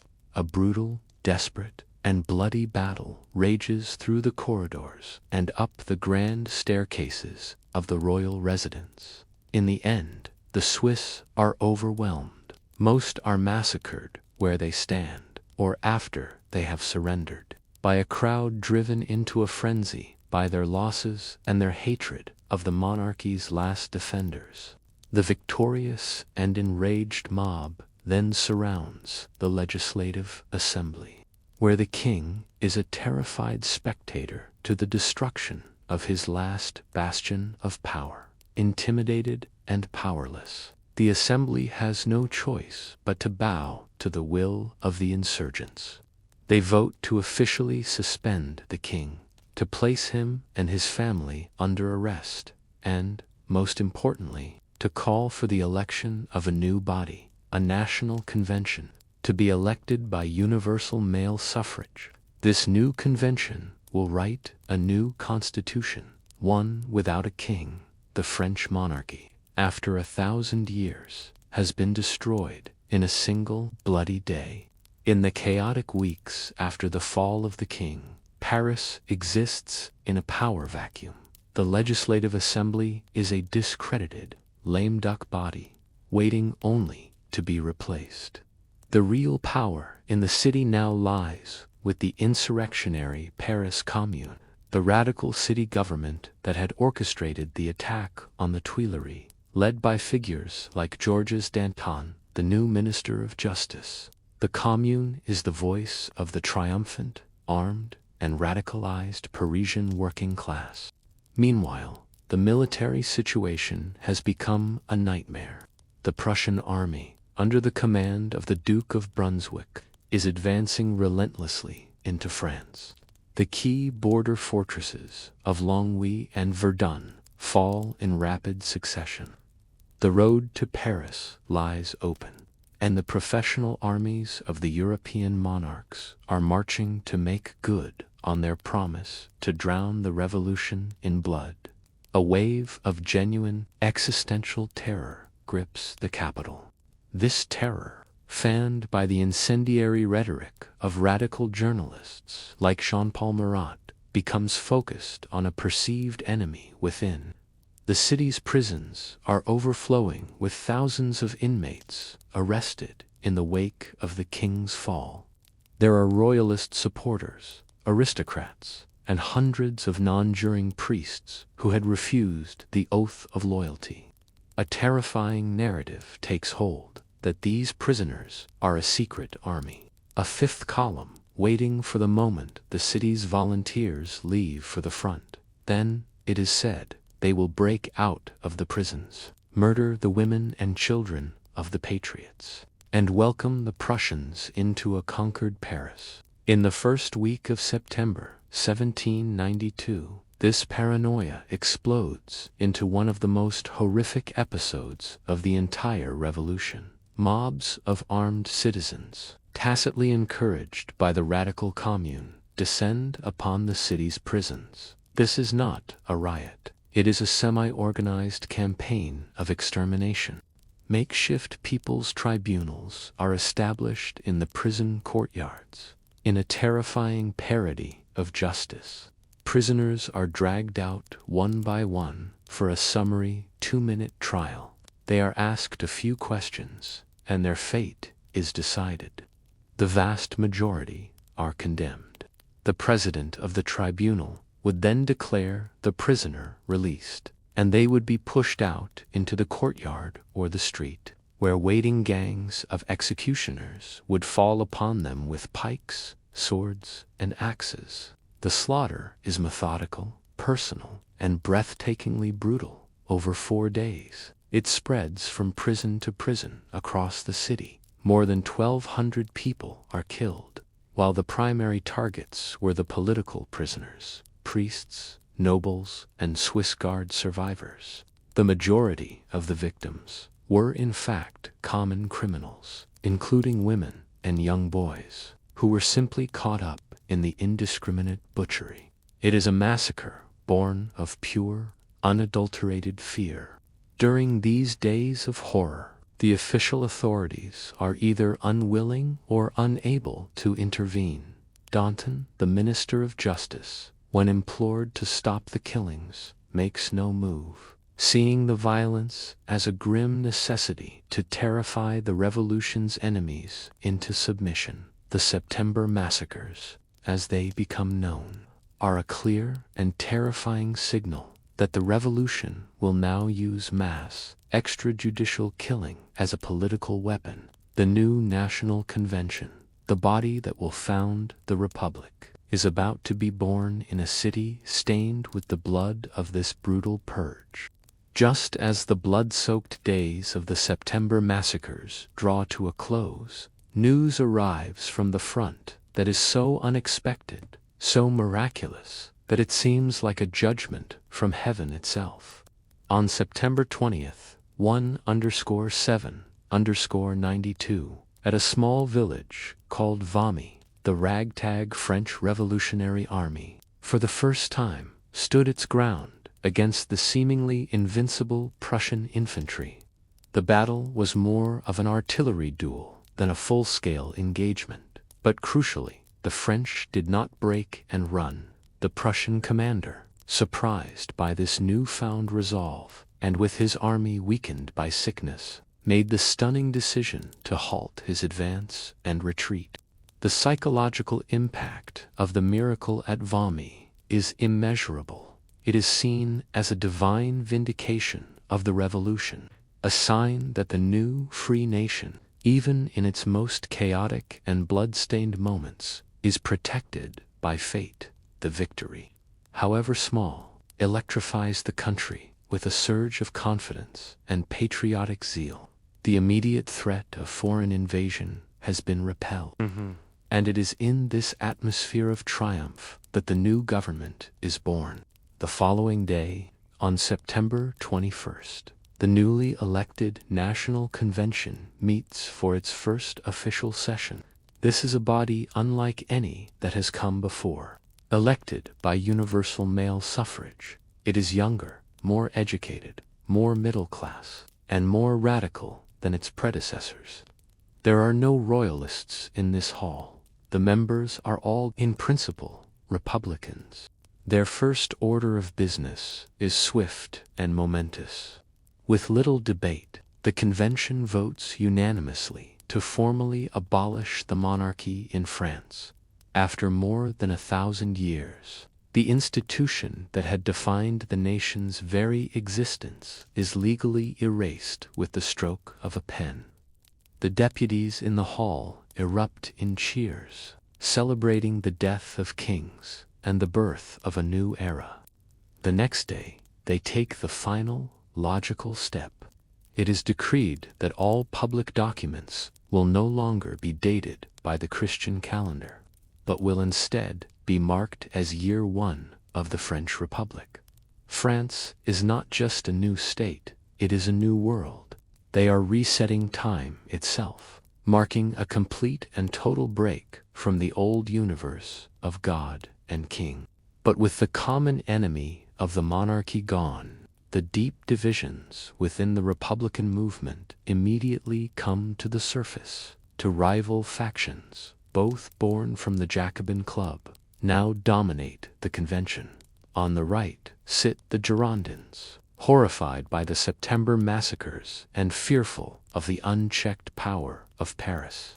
They represent the provinces and a more lawful, orderly vision of the Republic.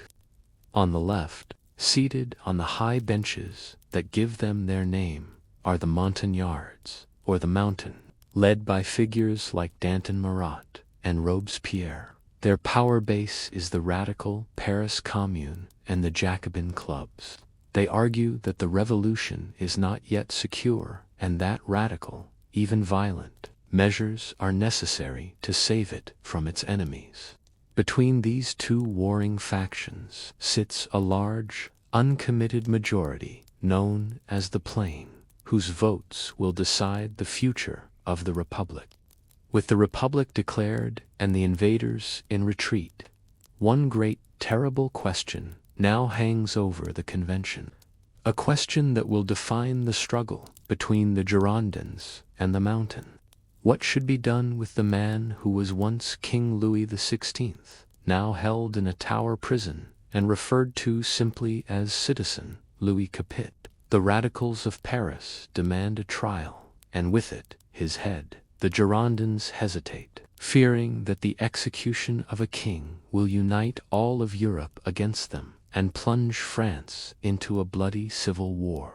The first great battle for the soul of the new republic is about to begin. For weeks, the fate of Citizen Louis Capet dominates the proceedings of the National Convention. It is a debate that goes to the very heart of the revolution.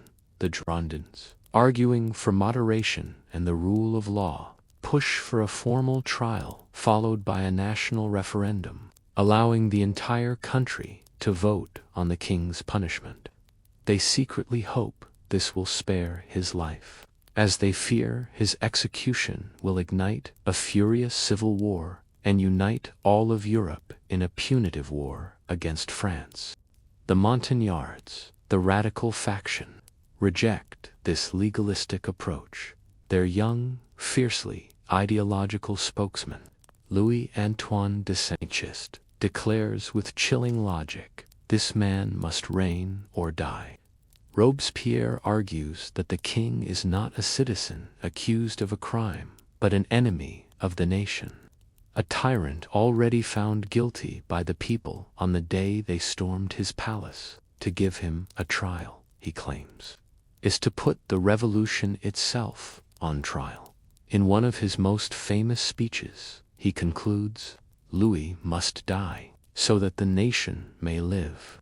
The debate is dramatically cut short by a discovery at the Tuileries Palace. A locksmith, who had helped the king install it, reveals the existence of a secret iron chest, an armoire de fer, hidden within a wall. When it is opened, it is found to contain the king's entire secret correspondence. Here is the undeniable proof of his double-dealing letters to foreign kings, plans to subvert the constitution, and evidence of his attempts to bribe popular revolutionary politicians. The discovery obliterates any remaining doubt of his treason. A trial is now inevitable. The former king is brought before the convention, which acts as both judge and jury. The scene is surreal. The man who was once the absolute monarch of France, whose slightest whim was law, now stands as a quiet, dignified prisoner before the 721 deputies who were once his subjects. He answers the charges against him with composure and intelligence, but he cannot explain away the damning evidence of the letters from the iron chest. The final vote is a moment of high drama. Each deputy must walk to the speaker's rostrum and declare his verdict and sentence publicly. The vote on his guilt is nearly unanimous. The vote on his punishment is agonizingly close. The Girondin appeal for a referendum is narrowly defeated. Finally, on the question of the death penalty, the vote is 361 in favor to 360 against. By the margin of a single vote, the former King of France is condemned to die. On the cold, foggy morning of January 21st, 1793, Louis XVI is taken from his prison tower to the Place de la Dine. The new efficient instrument of revolutionary justice stands waiting. The city is silent, its streets lined with 80,000 armed soldiers to prevent any attempt at a rescue. On the scaffold, Louis attempts to give a final speech to the vast crowd, beginning with the words, "I die innocent of all the crimes imputed to me." But the commander of the National Guard orders a loud, rolling drumbeat, drowning out his final words. He is quickly strapped to the plank. The heavy, angled blade is released and falls with a sickening thud. A young guard lifts the severed head by its hair and holds it up for the crowd to see. After a moment of stunned silence, a massive, cathartic cry erupts from the thousands of spectators. Vive la, long live the Republic.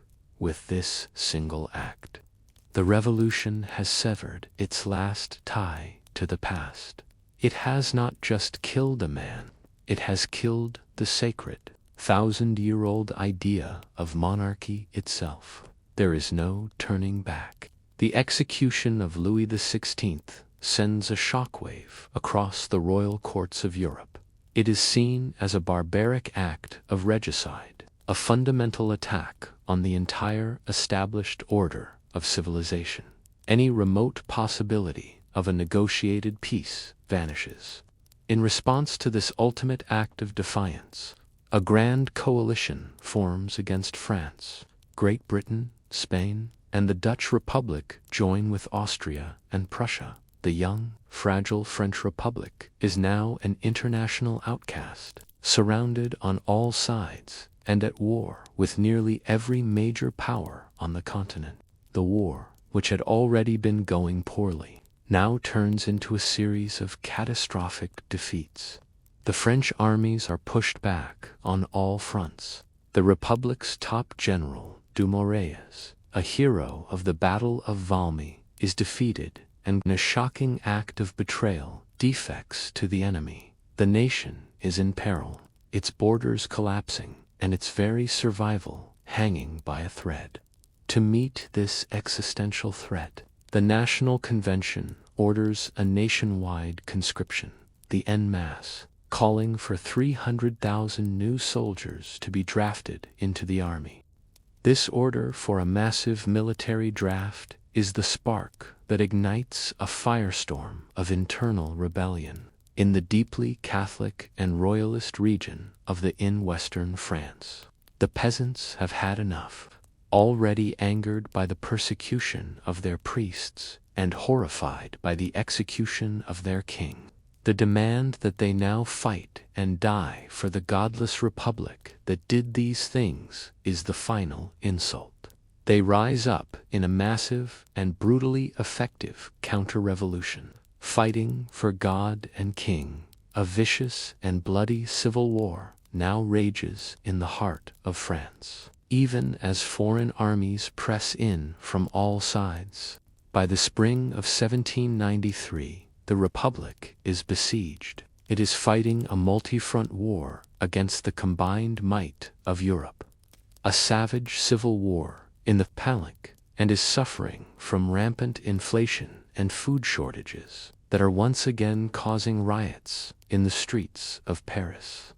The Girondin faction, which had championed the war, is now seen as the party of defeat and incompetence. The radical Montagnards argue that the Republic can only be saved by new, extraordinary, and ruthless measures.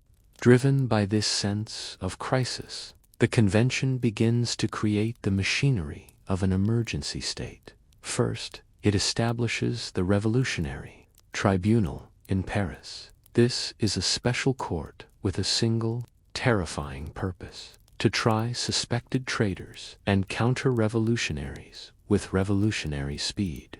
There is to be no appeal from its verdicts. It is an instrument designed to make political terror a matter of state policy.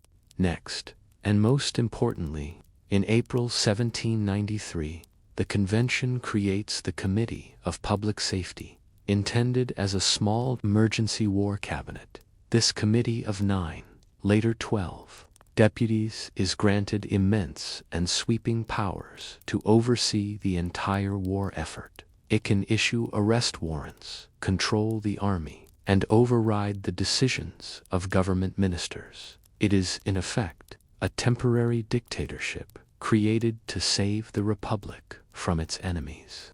The ideals of 1789 of individual liberty, legal due process, and decentralized power are now being rapidly cast aside. Faced with the prospect of total annihilation, the revolution is choosing to defend itself by adopting the very tools of arbitrary power and terror that it was once created to destroy.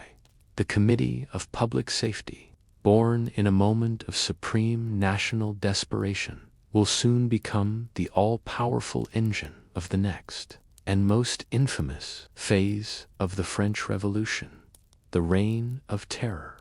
The spring of 1793 is dominated by the final, bitter power struggle between the Girondins and the Montagnards. With every military defeat and every royalist uprising, the Montagnards and the radicals of Paris heap the blame upon the Girondins. They are accused of being weak, of secretly sympathizing with the provinces over Paris, and of lacking the revolutionary will to take the brutal steps necessary to save the Republic.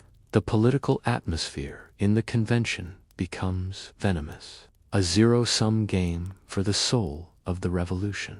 In a desperate gamble to reassert their authority, the Girondins decide to strike at who they see as the heart of the radical movement. The journalist Jean-Paul Marat, his newspaper, The Friend of the People, is a constant, bloodthirsty call for more heads, more purges, and more suspicion. The Girondins succeed in having him put on trial before the Revolutionary Tribunal, accusing him of inciting violence and anarchy. It is a fatal miscalculation. To the sans-culottes of Paris, Marat is a prophet and a hero. His trial is a sensation. The judges and jury of the Revolutionary Tribunal are all radicals, and the outcome is a foregone conclusion. Marat is triumphantly acquitted. He is carried from the courtroom on the shoulders of a jubilant mob, crowned with a wreath of oak leaves like a Roman hero. The Girondins have not only failed to silence their most hated enemy, they have proven their own political impotence and turned Marat into a living martyr. Having failed in the legal arena, the radicals of the Paris Commune now turn to the weapon that has never failed them: organized, armed insurrection. On June 2nd, 1793, they mobilize the National Guard and tens of thousands of armed citizens. They march on the National Convention and surround the building, aiming more than 100 cannons directly at its walls. Their demand is simple and brutal: the arrest of the leading Girondin deputies, the deputies of the Convention. The sovereign representatives of the French nation are now prisoners in their own hall. When they attempt to leave in a solemn procession to demonstrate their freedom, they are met at the doors by the grim-faced commander of the National Guard, who refuses to let them pass. He tells them he will not be responsible for their safety unless they deliver the deputies the people demand. Trapped and intimidated, the deputies of the plain capitulate. They return to their seats and vote for the arrest of 29 of their Girondin colleagues. With this act of political violence, the struggle is over. The monarchy, backed by the military power of the Paris Commune, have achieved total and undisputed control of the revolution.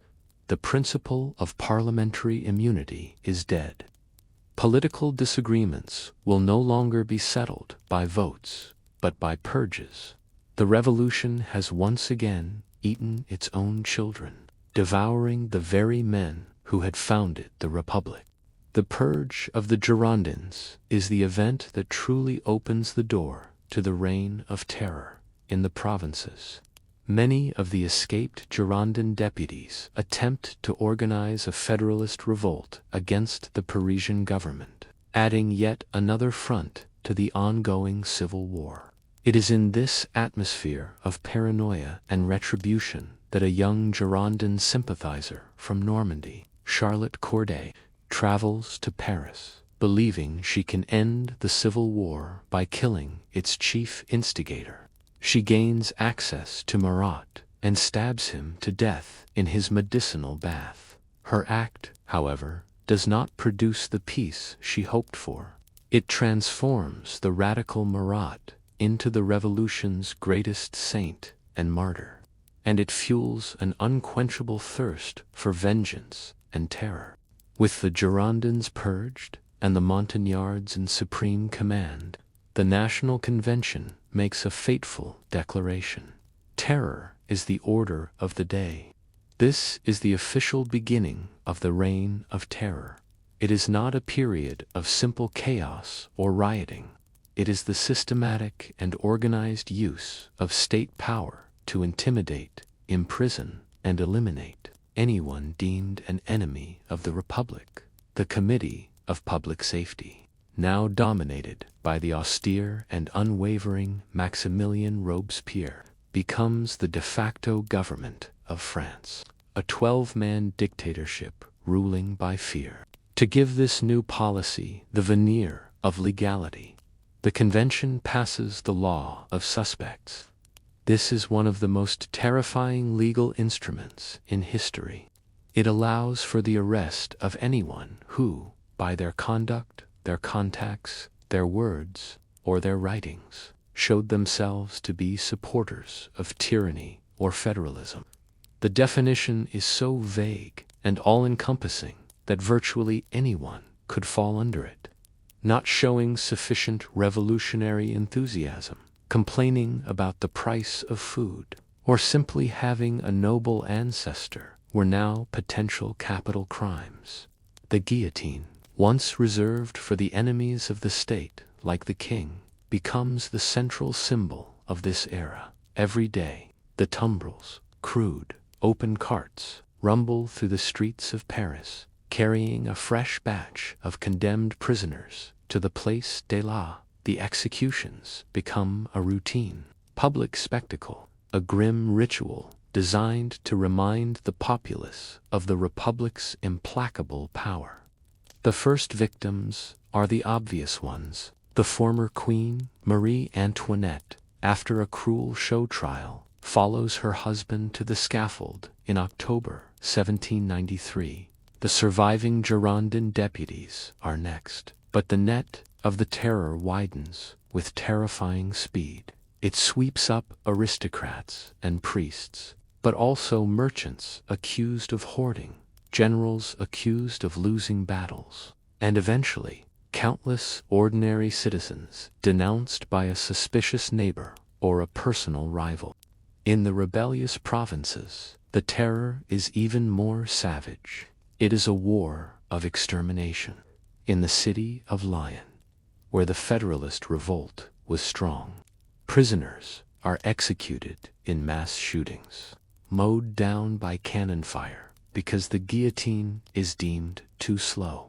In the counter-revolutionary heartland, the Republic's representative unleashes the infamous noyades, or mass drownings. Especially priests and nuns are tied together on barges, which are then towed to the middle of the river and sunk. This political terror is accompanied by a radical cultural revolution. The most extreme factions launch a campaign of de-Christianization intended to wipe the ancient religion from the face of France. Churches are pillaged and closed, converted into temples of reason.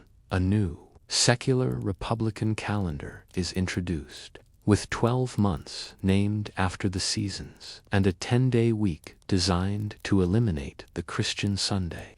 It is an attempt to remake not just the state, but the very fabric of time and belief.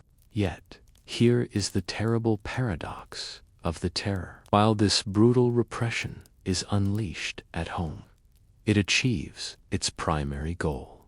The Committee of Public Safety, with its absolute power, mobilizes the entire nation for war. The en masse creates a vast, patriotic, and increasingly effective citizen army. By the end of 1793, the foreign invaders have been driven from French soil, and the internal rebellions have been brutally crushed. The Republic has been saved, but it has been saved at the cost of its own founding principles, drenched in the blood of its own people. A small group of men now rules a terrified and exhausted nation, and the revolution, having devoured all its external and moderate enemies, will soon begin to devour itself. By the spring of 1794, the terror had succeeded in its primary mission. The foreign armies were in retreat, and the internal rebellions had been crushed. But the machinery of the terror, once started, could not easily be stopped. With the external enemies defeated, the revolution's profound paranoia turned inward, seeking out traitors within its own ranks. The Montagnards, once a unified radical front, now splintered into factions, each accusing the others of betraying the cause. To his left, Robespierre and the Committee of Public Safety faced the ultra-radical, who demanded even more terror and a more aggressive campaign of de-Christianization. To his right were the Insurgents, led by the charismatic and war-weary Danton, who now argued that the time for mercy had come and the terror should be ended. Robespierre, seeing both factions as a threat to the stability of his government, made a chilling decision.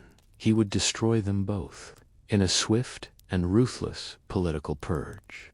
The committee first arrested and guillotined the as dangerous anarchists. A few weeks later, they arrested Danton and his allies as corrupt counter-revolutionaries.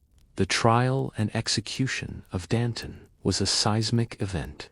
He was a titan of the revolution, the man whose voice had rallied the nation in its darkest hour. His death was a clear message to all.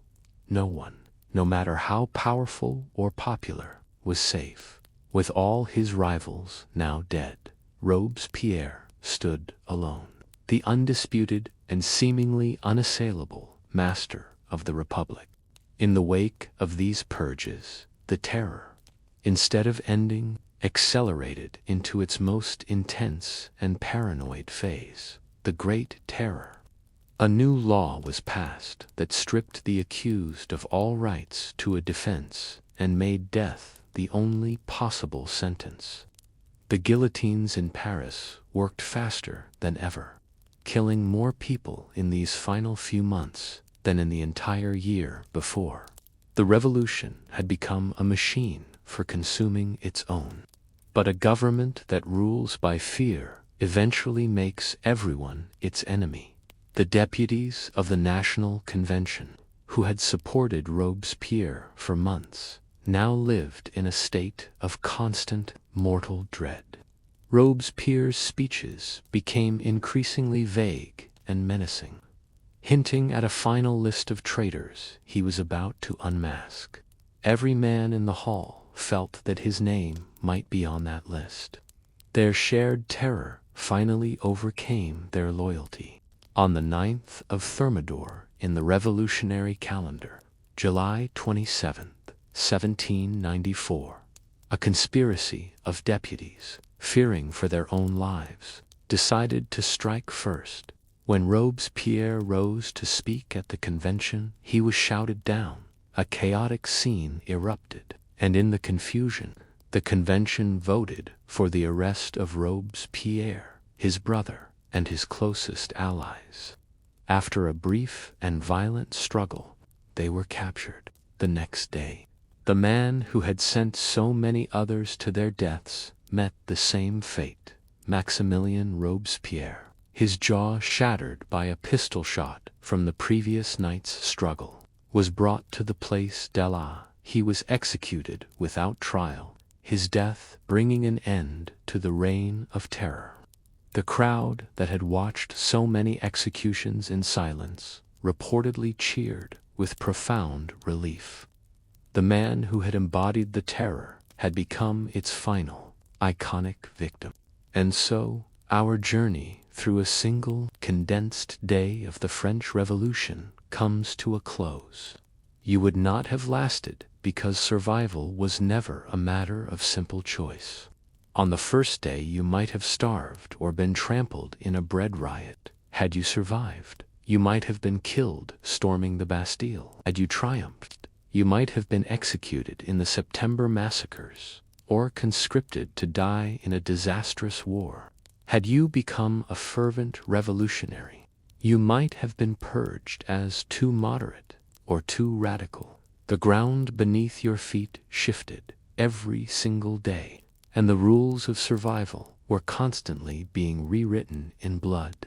The French Revolution was a maelstrom that devoured nearly everyone in its path, from the lowliest peasant to the king on his throne, and finally, the incorruptible architect of the terror himself. Thank you for joining us on this journey into the past. If you enjoy these quiet, historical explorations, we hope you will subscribe to Medieval Nocturnes and join us again for another night.